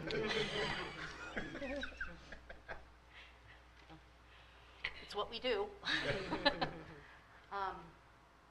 Food services. So basically, and again, you'll hear more about this in the first quarter financials going forward. But we face challenges, which you all are aware of, relative to labor costs, hiring and retention. A year ago, actually more than a year and a half ago, in an emergent situation, we actually had to bring in a food service management company mid-year because we just couldn't staff safely and effectively our food service at both buildings. So for a year and a half, prior to even putting this budget together, the junior senior high has been utilizing a food service management company. The elementary was our own staff. We had a last minute retirement at the end of last year, and trying to staff that back up to get it to a level to serve.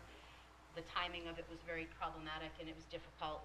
So we were able to ask our food service management company to absorb and move over and to do that school as well. As a part of that migration, I am pleased to say that we had 5 individuals working in that department, 1 of whom retired. Out of the remaining 4, 3 of them are still right here in Newmarket. We get to see them each and every day. They still are in our programs. They're still in our buildings, and we check in with them frequently. And they seem very happy with the shift. They continue to work with us as a member of our community. So obviously we all see it when we go to the grocery store. Food prices have increased, supplies have increased. So in addition to that, we won't even talk about the revenues right now, but what I would say is that even if we were able to keep our model the way it had been last year, we would have had to have some kind of increase because of these increases in labor costs, increases in food supply, food and supply costs. So the overall up you're seeing, while it looks like a lot of it has shifted to the professional services, I think the overall up, which is a 4.7% increase in light of all the economic increases that we have, is actually a pretty reasonable increase. And regardless of model that we chose, I think we would be looking at roughly the same number for an increase. The other piece that we have to mention, and I know I've said it several times, unfortunately the USDA waivers that allowed us to feed all students for free have expired. As a result of that program last year, we saw an incredible uptick in participation in our food service program, which I love to see. There's nothing wrong with feeding kids. But the flip side of that is with the expiration of those waivers, we do anticipate to see a downturn in participation. And when there's the downturn in participation, there's also the downturn in the revenues you get from that participation. So while I would love to, we are implementing a program called Breakfast After the Bell as a means to try and boost that. That's going to be rolling out in early November, where we run a second breakfast and we actually deliver breakfast to kids in classrooms to try and get them to eat for those that come in and don't have time in the morning. That might be one way to increase participation, but overall, I do expect a decrease in participation this year from what we saw last year. In the end of the day, last year, our budget was like 381,000. We actually expended 484,000 because of that increased participation. That was offset by state revenues, but just to give you a magnitude of the difference between participation levels with those waivers and not, that's pretty stunning. So this year, our increase, we're budgeting of 19,000, roughly 4.7% increase. And as you can see, the salaries are, basically the difference is all the salary amounts shift down to professional services.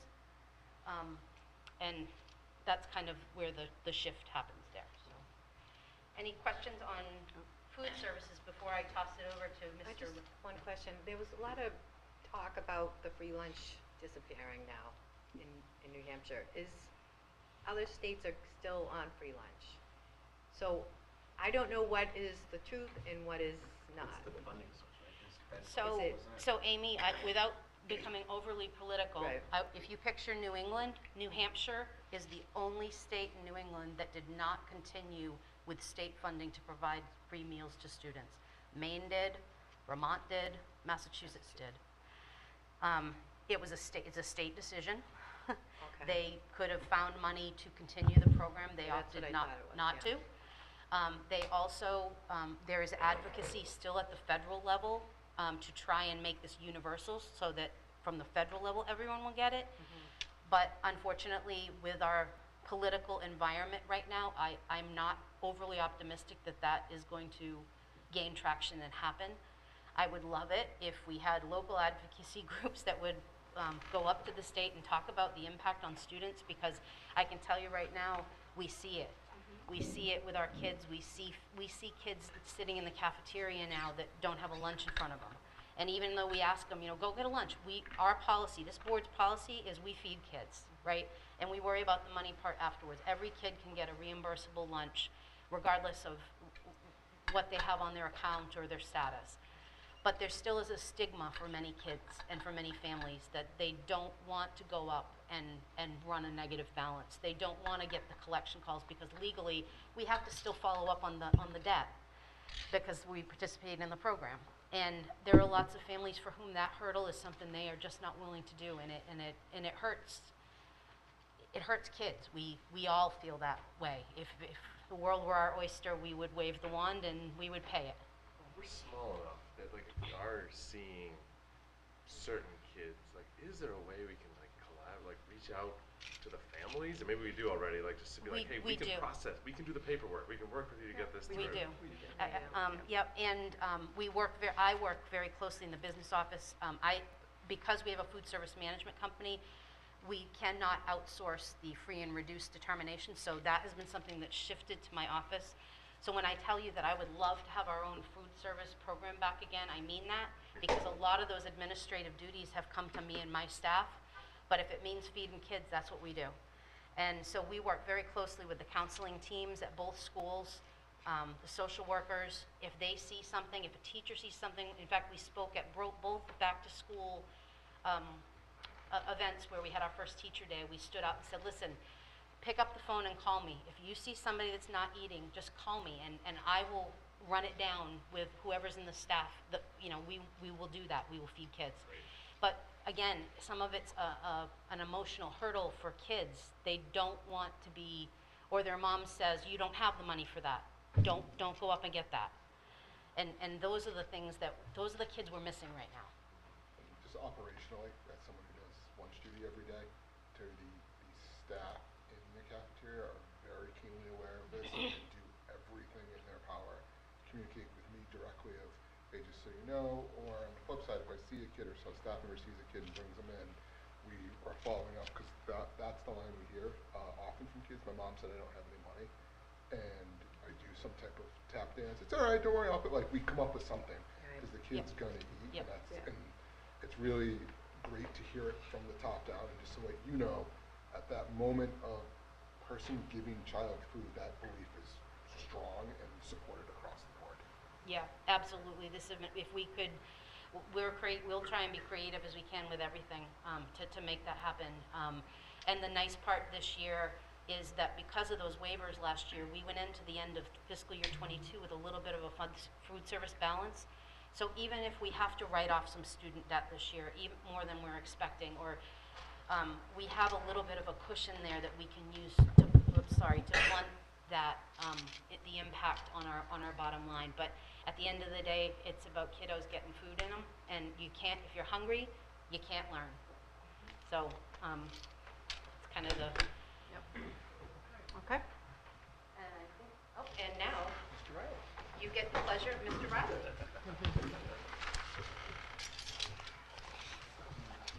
So as you can see on our slide here, our challenges are the same challenges everybody's sharing. It's incredibly hard to hire people right now.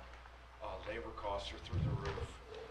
Nobody locally wants to do hourly work of this type. We've also greatly increased the size of our building.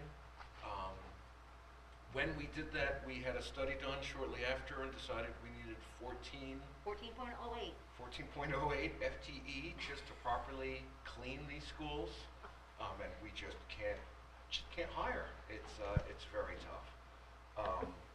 What we have done is we've shifted to outsourced custodial services.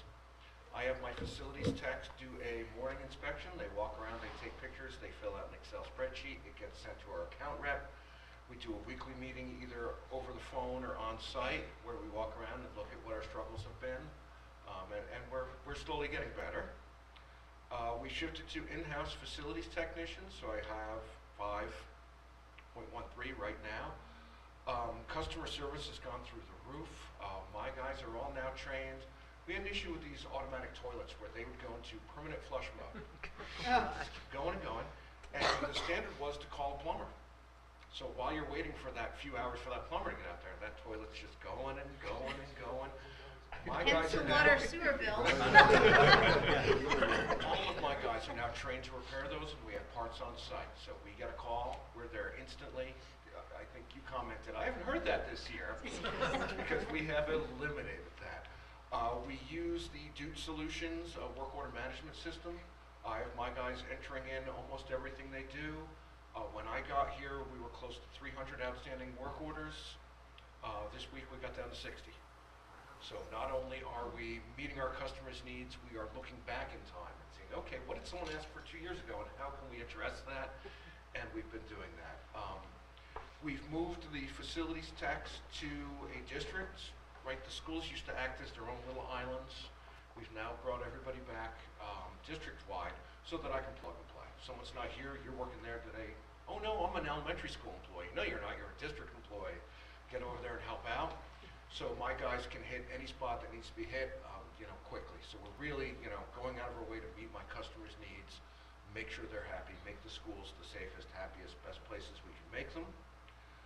We've increased the facilities pay scale just to keep quality employees, and I think we really have a very good team right now. Yeah. My guys are eager, they're happy, they desperately want to learn. I'm teaching them our front ends for the HVAC systems, so now they know how to look at a classroom and diagnose what the issue is. Past practice, we had one company doing controls, one doing mechanicals, and we didn't know which the problem was. So we call them both, and we're paying double for everything we're doing.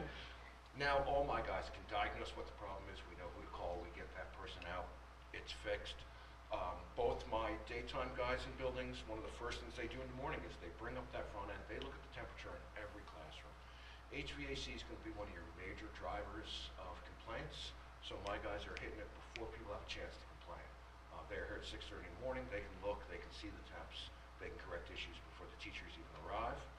And then, of course, I became a full-time facilities director for the district.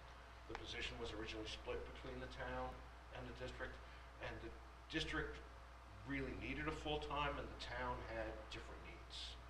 So the choice was made to make me full-time, and that's really allowed me to focus on the school district, and I think we've made some really great improvements around the district. Our opportunities, I'm bringing things in-house. I'm decreasing outside, just like not calling plumbers for simple toilet problems. My guys are now starting to be trained by the people who do our quarterly maintenance on our HVAC equipment. No reason my guys can't be doing filter changes, belt changes, greasing equipment. Fire panels are an excellent example. We had a battery go out in a fire. The fire panel, through an alarm code, Total cost to have our company come in and fix it for us was just over $310. I can buy that same battery on Amazon for $45. My guys can throw it in there. And so we're hoping in the future to greatly reduce our professional services costs as we bring that in-house, as we train our guys up. So it's not a cost we're going to see a savings immediately. It's going to ramp up over time as my guys get trained. But anytime I have someone coming in, I have my guys here as helper. You piggyback with him. You learn what he's doing so that now you don't need to come in anymore. We're taking care of this. It increases our customer service and lowers our costs. And that's really what we're driving towards. So a much higher level of customer service. Again, the two schools used to operate as islands, so one school used this supplier for custodial supplies, the other used a different supplier. So we're now standardizing all those supplies across the school. That way my guys can move from school to school, they know the chemicals, they know the game, they know the routine. Again, we're just everything we can to drive costs. The other thing is enhanced community access. It breaks my heart to think these schools sit empty from 3 o'clock till 9 or 10 o'clock. Taxpayers are paying for these buildings. I want people in these buildings. Let's use them. Let's go. We had a request for the rec league softball team. Tuesday morning, he said, "Hey, any chance we can use the gym?" Tuesday night, they were in that gym practicing. Anything we can do to increase our customer service. People who don't have kids in our district still pay school taxes. Let's get them in here and let them use our schools. So that's been a great increase. Here are the numbers. Now, my numbers are a little bizarre because it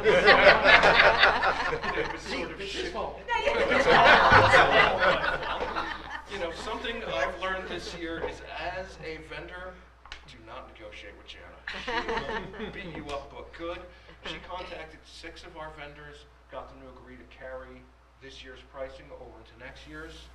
We went out with RFPs for trash removal services and refrigeration services, and actually have lower costs this year than we have historically.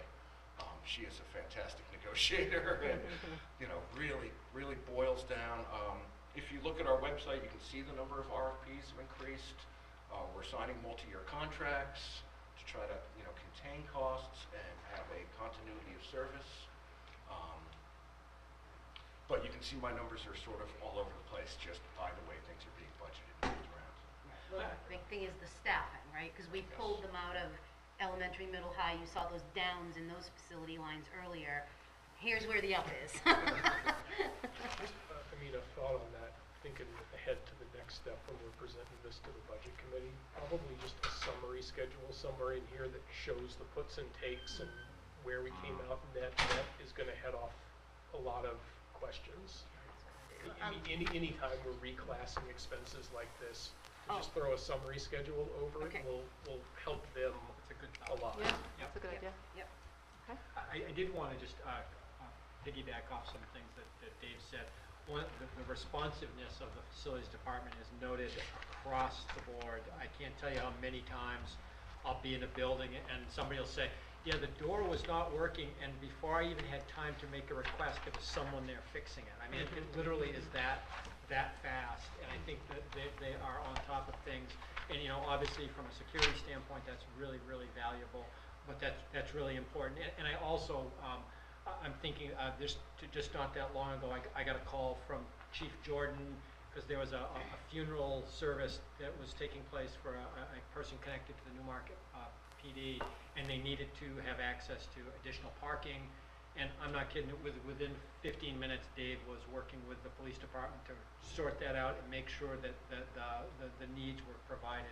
And I do think that the responsiveness is also a message to the community that we're valuing you and it's important. And so I really appreciate Dave's can-do spirit in that, but also his whole department.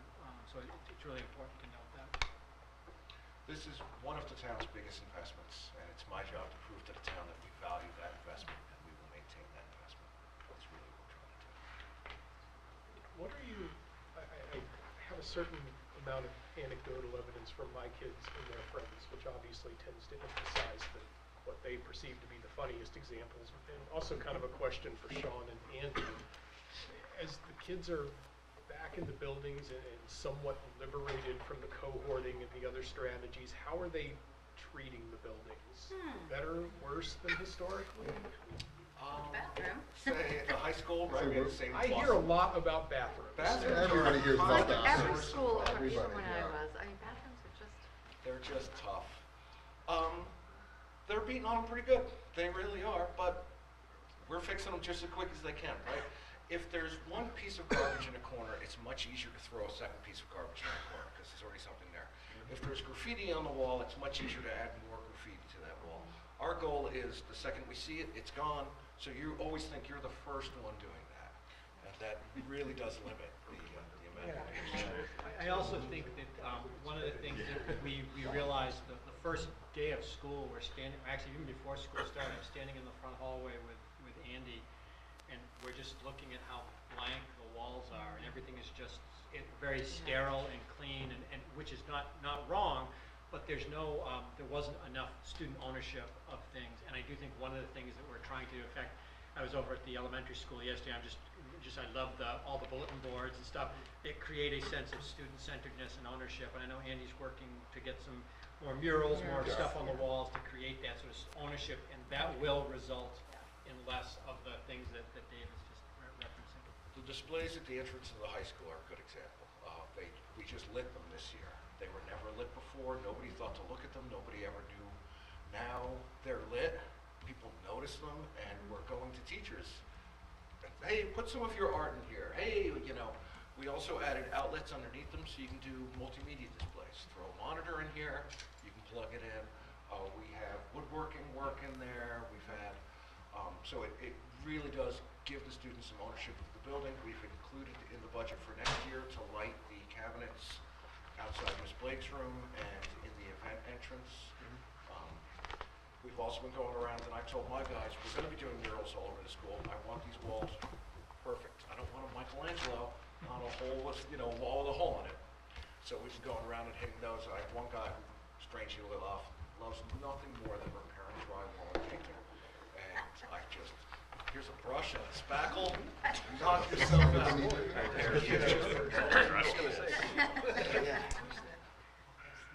right, oops. Debt service. Actually, Jan. this is just, This is- just want to explain it real quick. It's Yeah. just, I've already touched on it, it's our standard bond payment, it's what we pay for the building projects. And just like a mortgage, every year what you pay in principal goes up a little bit, and every year what you pay in interest goes up a little bit. What you're seeing is the net change here, it's all dictated by a bond schedule. Okay. And technology. Last Last but not Oh, least. this is definitely not Reese. This guy's my phone. All right, good morning. Okay, let's go. We're ready. So this first slide is what we're getting with this ask, right? I'm asking for about $700,000, so what do we get for that? And first and foremost is a secure, reliable, and modern computer environment for staff and students. That means staying up to date with all the latest security that's out there, email filtering, web filtering for students, firewalls, etc. Laptops for the board. Exactly. Chromebooks, laptops. So that's first and foremost. Next is continuing to support our one-to-one initiative, which now extends all the way down to pre-K up to grade 12. Supporting our computer replacement cycle, networking equipment, computing equipment, telephones, you name it. And that's something we continue to work on and try to level out, which we'll get there over time. And finally, technology support, which we continue to support. All right, so some of the biggest budget drivers here. Well, I'll go back to this slide. The summary breakdown, you'll see Do you want me to go there? I can is jump it there if you is it in want. there? All right, yeah. So you see 18.8% increase. The biggest driver there is the salaries and staff increase and benefits. So software was another big driver, and then PD, professional development, course reimbursements gone up quite a bit too. which was 0 actually the year before. So those are the biggest drivers, salary, software, and PD. And it's worth pointing out that the software line on that summary slide is just district software. So it doesn't include the gen ed software. This is just for things like student information system, Blackboard Connect, which is our mass notification tool, finance software, so just SAU level or SAU budget line software. And that's about a $17,000 increase in mostly security related, so data backups, firewalls, things like that. All right, so now we can go to that first slide. Jumping around a little bit here. Yeah, so again, this is the biggest ask. It's about $44,000, and it's taking our current IT assistant, which is a .35 position. It's about 3 months out of the year we have this person, 40 hours a week, and we've been doing that. I think this was our 4th year with it. We've become highly reliant on that person, and we've also seen the demand for tech support increase. And it doesn't have to do with our stuff's old. We have new equipment, but we have a lot more equipment. Saying it's user errors, it's people like So professional development needs. So the big change was during COVID. We provided all of our students with one-to-one devices. And I went back and I was looking at our ticketing system, which we document everything. I mentioned the other day. So if you want to know how many mice we replaced, I can put you those metrics. So we used to be about 1,800 tickets annually throughout the whole district pre-COVID. After COVID, once we were one-to-one, pre-K to 12, we're averaging 2,600 to 2,800 tickets. And just this year, we're averaging 12 tickets a day. And again, it's more gear, more people using the equipment, students using it. So we've seen that increase in this. Making this person full-time would bump us to 4 total IT support staff and really 2 technicians. You have myself, our data and systems specialist, and then we have our primary tech, and then we'd have this IT assistant. And today, for example, our main tech's out. He went home sick yesterday. If we didn't have this IT assistant position, I would have been down here hooking up this projector, getting things ready. So it's nice to have that other person to cover when folks are out on PTO, out sick, and I think it's important to note, you and I were talking the other day, one of your goals is to have a system that can be immediately responsive to needs, and obviously with the volume of requests you're getting, sure. to be able to do that, you need this extra body.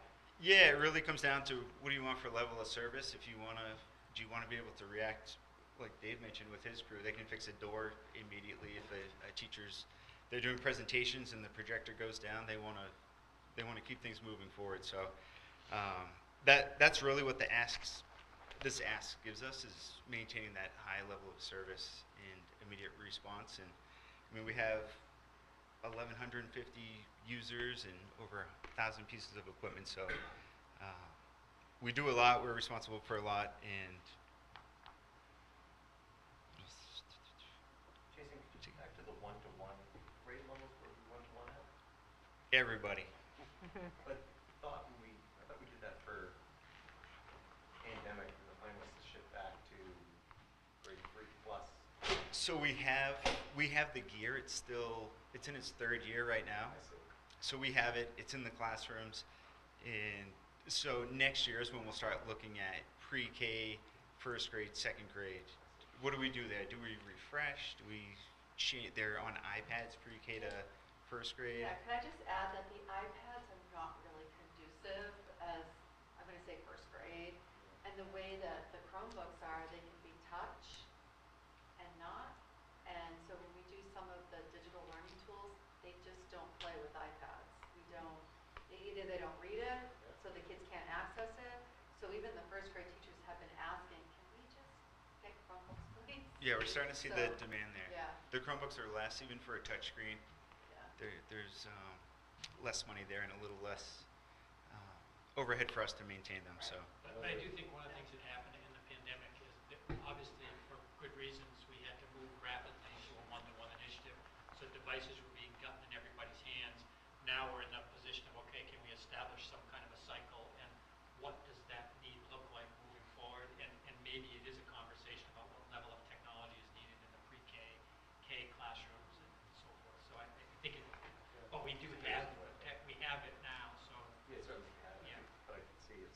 obviously the iPads and stuff stay in the classroom with the Yes. one-to-one. We're probably not giving a kindergartner iPad to bring home, but I also can foresee that they're not using it the entire time Right.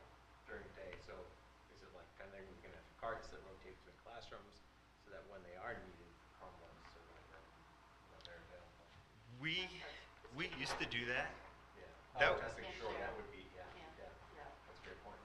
That was the old model at the elementary school. Fifth graders participated in one-to-one up to grade 12, and then from pre-K to 4 we had cards, but they don't share well, right? It's just hard as a teacher when you want to do that lesson, you're like, oh, I can't because it's not my day for the card. Like, and I know you might not be able to understand that, but from that teacher perspective, it is so challenging not to have access to computers for your kids because you have to wait until next Thursday or it's just hard. But I think you it's do ask a inter-day question though. Sharing then, yeah, but Like, where does the educational model call for one-to-one, and where does it call for less than that? I'm not saying waiting 2 weeks for a computer, but like, Yeah. how do we how does the A balance. technology leverage or how does the technology support the educational model? And is it one-to-one at K? Yeah, K, pre-K. Although kindergarten uses the iPads, they use the equipment a lot. Yeah.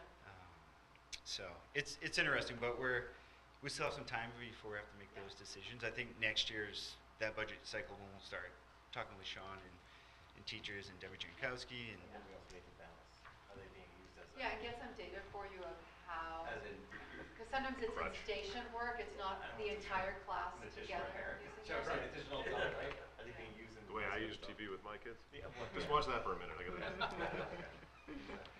Well, that's the thing we don't want. We don't want them as big. Structurally Yeah. relying solely on that, because Yeah. we know that isn't the most productive way. to do it. It should support what we're doing. Right. Right, so so that was the IT assistant again asking for a full time $44,000 increase there, and I'd argue that the needs there. Where is if we could have the software slide? oh, I'm sorry. No, it's all right. There you go. Jumping all around. So again, district software, just for the district, not in the schools, is up 15%. That has a little bit to do with financial software, again, data backup, firewalls, and our antivirus endpoint protection went up drastically next year. Can I ask where the software that's used for instruction, is that in the building? Yeah, so Budgets? we're getting to that. So Okay. this year, the software was all over the place. I had some in my budget lines for the junior, senior high school, the elementary school.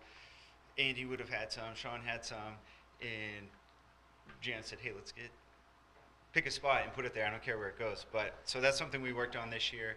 Everything's, Bet you didn't care where it goes. as long as it's in the same place. Recommendation. She let me use my discretion, so everything ended up back in my lines for the school. So I have 4 software lines. That 15% I'm talking about, and the one you see on this summary here is just for the SAU. The other school software doesn't show up on this summary. It showed up on theirs, but it is in my budget. And the reason for that move, again, it was all over the place. A lot of times I would see requests for software approvals when Jan is looking at them. So they've gone up the chain, then it's like, hey, is this approved? Do we have a data privacy agreement? No, and then it just extends the renewals and purchases. So 3 main reasons. I don't know if these guys, you guys know about the whole data privacy laws? So just a couple of years ago, it went into effect where when we purchase software, we have to get a data privacy agreement for every software we use. It guarantees that the personal information and data of all of our students are protected. So it does limit some of the software that teachers can access. And one of the reasons why you want everything to go through Jason is because you want everything vetted to make sure that a data privacy agreement exists. Because if you, in the old days, you might have a teacher that says, oh, I found this really cool app, let's do it. That app might involve kids submitting personal information about themselves that's not legally allowed. So that's why we were very careful. I want to make sure everything goes through Jason, because we want to make sure that that process is being followed. And I'm not going to stand here and tell you we're 100% certain that there is no software in the district that is meeting that one. It is outside of that, but we are absolutely in the process of funneling through to make sure that that's the case. So any new software and anything like that goes through. Yeah, every year that gets tighter and tighter. And actually, New Hampshire now, a fun fact, New Hampshire has the second most DPAs, approved DPAs in the entire U.S. And this law has only, I think, been around for 3 or 4 years. It was right before COVID. Yeah, you're right. HB 1612 is the law. So we're doing a good job there. And again, not, I wouldn't say 100%, but we're definitely close. Yeah, we're definitely close. So again, we moved all of the software into one line. It ended up in my technology lines. And 3 main reasons there: align with New Hampshire finance law, eliminate duplicate requests. Sometimes we'd find Sean was budgeting for software, I was budgeting for it. Next thing you know, you're getting funding for 3 times of what you need. So we did eliminate a couple duplicates just in this budget process alone, and finally ensuring we're adhering to those data privacy agreements. Everything funnels through IT, and we can get a privacy agreement signed. Can I ask real quick, what's, with the software that's being used in the classroom, what's the process to make sure it's actually being used? Like if you buy like a district-wide software agreement, but only like 1 or 2 classes are actually using that, is there any way to make sure that's cost-effective? So we have our technology education codes now, Debbie Jankowski. So she's keeping an eye on that stuff. Okay. And Can I just speak to that for a moment? Yeah. Actually, I am too.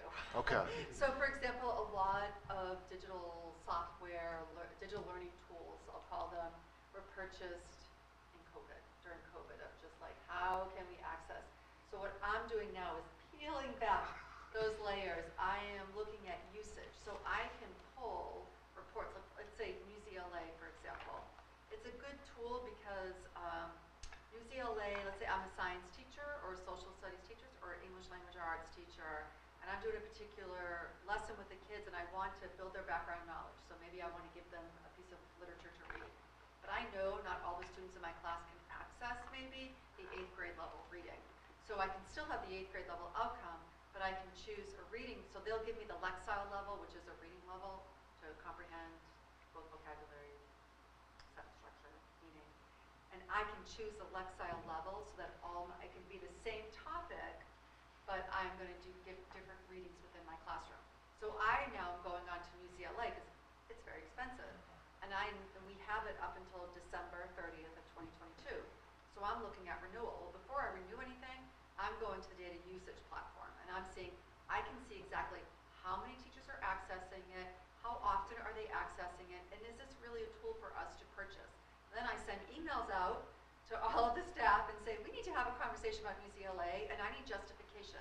If you want to continue this program, fine, I'm happy to support you, but you need to justify why you need this in your classroom. So that's like some of the process that's just one example. But I'm doing that for every single digital tool, is really going back to the teachers and finding out. Because it was so overwhelming. So a lot of technology was purchased, and you're absolutely right. It's overwhelming for a teacher that it's not possible to be proficient in all of the tools that are available to you, or using them all within your content area. So those are the conversations that we're having. Thank Just you. kind of echo that too, Yeah. is that when we were in that COVID, a lot of companies gave Free. Oh, yeah. charging, and I actually took a look at like, who's actually using it as well, and I looked at the cost and said, for the amount of people who are using it, it doesn't warrant us purchasing this anymore. And that's a conversation we've been having. It's like, how are we going to streamline and say, these are the sources available to you, and if there's actually another piece of software that needs to be brought in, it's going to be analysis like, who's going to use it, and what can we expect from it? So it isn't just that, before it was like, oh, that sounds great, oh, this sounds great. Now we're kind of refining that out so we don't have that three people are using it, but we're spending $4,000 Exactly. for it. It makes sense. Because then I can individualize the support. Like I said, I want to be able to support the teachers and finding tools that they really find useful and purchase those, but I don't need a huge license if it's only 5 teachers who are using it. Then I'll purchase it for those 5 teachers. thank you. Yeah. So the usage also comes back to the budgeting piece. Everything comes through IT office. We can see before if it was just in Sean's budget and the teacher's putting in the request, I couldn't tell you the usage because I may not know they were even using it. So gives us a lot more visibility. And the other piece I'll add is we implemented ClassLink last year. It's a single sign-on solution. It's on all of the student Chromebooks. It has an advanced analytics piece, so we can see how many kids are logging into certain apps, how often, and get some metrics on the actual usage. So we've improved in that regard big time just in the last 2 years. So finally is the replacement cycle. And Go back. really business as usual here. Continue supporting the one-to-one program. We did add Redcat audio systems. I think we have one in almost every classroom. It's a mic and a speaker that amplify the teacher's voice. IT started supporting those this year or last year?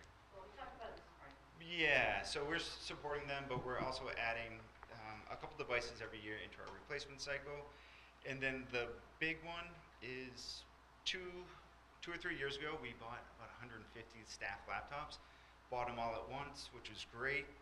But now we had the conversation, how do we want to start the renewal process, right? We want to replace them every 4 years, do a quarter annually instead of taking that, another big $130,000 hit. Any questions? I bounced around a little bit, but. And that leads us to the trust funds. Yeah, so really the last couple of slides, I just put this in for your, as a reference point. These are all the trust funds that we have, they're expendable trust funds that we can use. I made reference to, the Special Education Trust Fund is something that it actually hasn't been touched in quite some time, but we made $51 in interest last year, that's pretty exciting. But we have $300,000 there, which again, talking about out-of-district placements or whatever, that's a place we can go in the event we need to. You see up a school repair and maintenance trust fund is quite substantial, so obviously there's some unanticipated problem that came up, we would be able to access that. The bottom one there, the school improvement and capital reserve fund, you can see that that's for the purpose of improving, expanding, maintaining, renovating, furnishing and equipping school buildings. So clearly that's something we have access to should we need to. And then as I mentioned, we are proposing creating one additional fund, which would be which would be the benefit stabilization fund in the event of an increased cost of our health or medical benefit premium, so we would be able to account for that. Because fortunately, in the last, 5 or so years, medical costs have kind of leveled off, but I'm old enough to remember when it was not uncommon to have a 10-15% jump in a single year, and it's like, how do you plan for that? And so the benefit stabilization fund would give us some wiggle room there in the event that things went nutty again there. So anyway, there's that. Go ahead, Phil. So, this is an area of interest for me. Go for it. Are we requesting any input, like to put any money into these trust funds or CRUFs? We actually have been working together on a draft warrant to bring to the board. We had, I don't know, you want. I guess I'd rather, we do have a draft warrant that we will bring to the board that does involve contributions to some of these funds, but I don't, off the top of my head, I don't remember what we were talking about in individual accounts. I was going to suggest, given the time, the amount of people we are keeping from their other jobs, is it okay if we limit these questions to the next board meeting and then? Okay, then I have one that I want to ask here, because do this here. How are we leveraging the school technology trust fund? We haven't had to tap into it, and Why does it exist? One of the things that, and this actually is more of how we've used them. In fact, when Eric and I were talking about special education funding, one of the things that we have typically done is we had budgeted in the past what we called a ghost out-of-district placement. Like we put $70,000 in on the idea that this we might need to do that, and we very well might. But then that's what led me to ask, well, do we have a trust fund for that? And then we looked at, we got 300,000. And when was the last time we used it? And it was more than 5 or 6 years since we touched it. So one of the things that I think, one of the reasons why I present this to you is we should start thinking about these as tools to use to manage our cost, over time. So particularly when it comes to, like capital improvements, things like that, we want to stay on top of it, but by the same token, putting away money that you never touch, which is not to say we want to rush to spend them, but we need to remind ourselves that it's a tool that we have. So particularly, the special education one was one that, to me, it's like we're sitting on this, we don't know that we're going to have need for this additional funding. We could easily remove that right now. If the issue comes up, we already have that amount of money set aside. It's just a matter of tapping it. So I think part of the strategy of the district has not been to use these trust funds in recent years. So I think, and I'm not saying rush out to spend the money. I'm just saying let's be cognizant of it, and if there's a way we can utilize it to guard against the future cost. I think that's the key, right? Is thinking about when the switch goes or a malware comes in and infects half our laptops and we need to replace them in an emergency, we don't have funding. So maybe. We have that. So maybe that's what we need to do is figure out the balance of what's appropriate and what's a good. Right, and we also need to think, emergency so this is a way also that we that's a hedging a bet, right? That's a risk management strategy. Yeah. So where are risk management dollars tucked away inside of lines in the Absolutely. operating budget Yeah. where it actually could be leveraged by a centralized fund that's like, hey, if there's an issue, we can 100%. disperse this. Yeah. Well, we're trying to tackle that too, and Jason touched upon the idea of getting into a cycle. Because one of the things that has historically been done here is we have a need, we put 100% of that cost into 1 year, and you get a spike. But if you know you have an ongoing need, like you know over a period of 5 years, all of your computers need to be replaced. If you just map out 5 years or 4 years or whatever the cycle is, and you budget that, then you minimize the spikes, but you're continually doing it. Same thing with Dave is working on, a longer range capital improvement plan. And the idea would be to start thinking about that over a period of years. So you're thinking that way to, again, avoid spikes. Things that you can't control for, that's what you have a trust fund for. Like if you have an unusual special ed cost, or you have a building repair that you didn't anticipate, that's what these are for. But building up cycles and planning that, I think that's where we're trying to get. So you want to just save any more questions on this to the next board meeting? It's okay with I'm fine. I got a ton of them. So Okay. I know. So- I think it's interesting. So I chose to end with the slide that we began with, just because I wanted to remind you of everything we talked about today, everything, still brings us to that 3.9. That's where we are as of right now, based on what has been talked about and presented to you today. Now, in the interest of time, I know that there are probably hundreds of questions you have.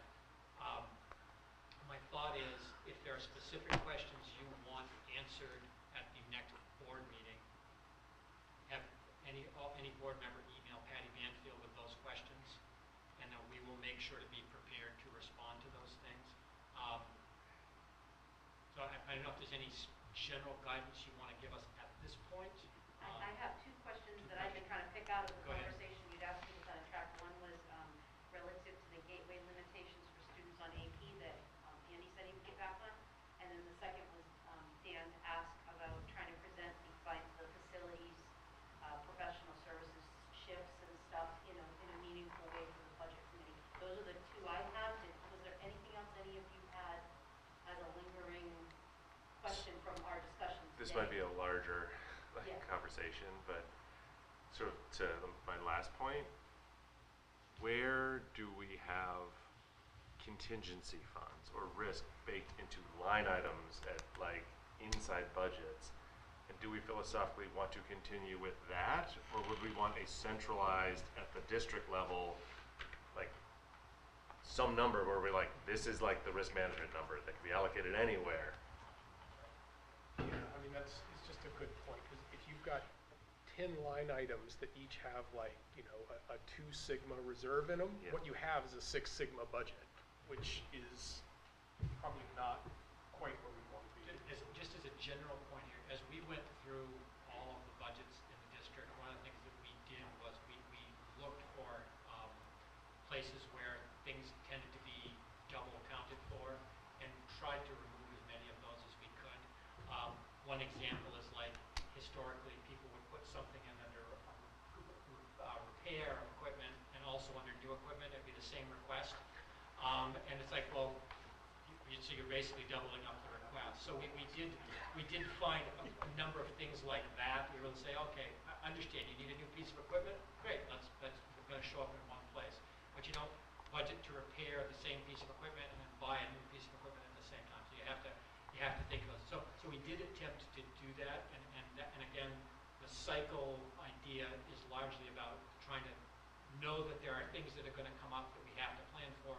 We just can't know 18 months in advance what they are. Trying to make sure that money is built in. But yeah, I'd definitely be open to a bigger conversation about. It's just two different ways of managing that risk. Okay. Any closing thoughts or questions? Can I just say real quick, thank you guys for all your time and not only presenting this. I've learned so much, especially how you guys have come before the board to talk about what you guys are doing on a regular basis has made my job so much easier and enjoyable. And so I know as a parent, the way my kids talk and other kids talk, how excited they are this year, and I hope you guys see how much of a role you played in that. So thank you. Yeah. Thank you very much. So, meeting then is adjourned. Thank you all. Thank you.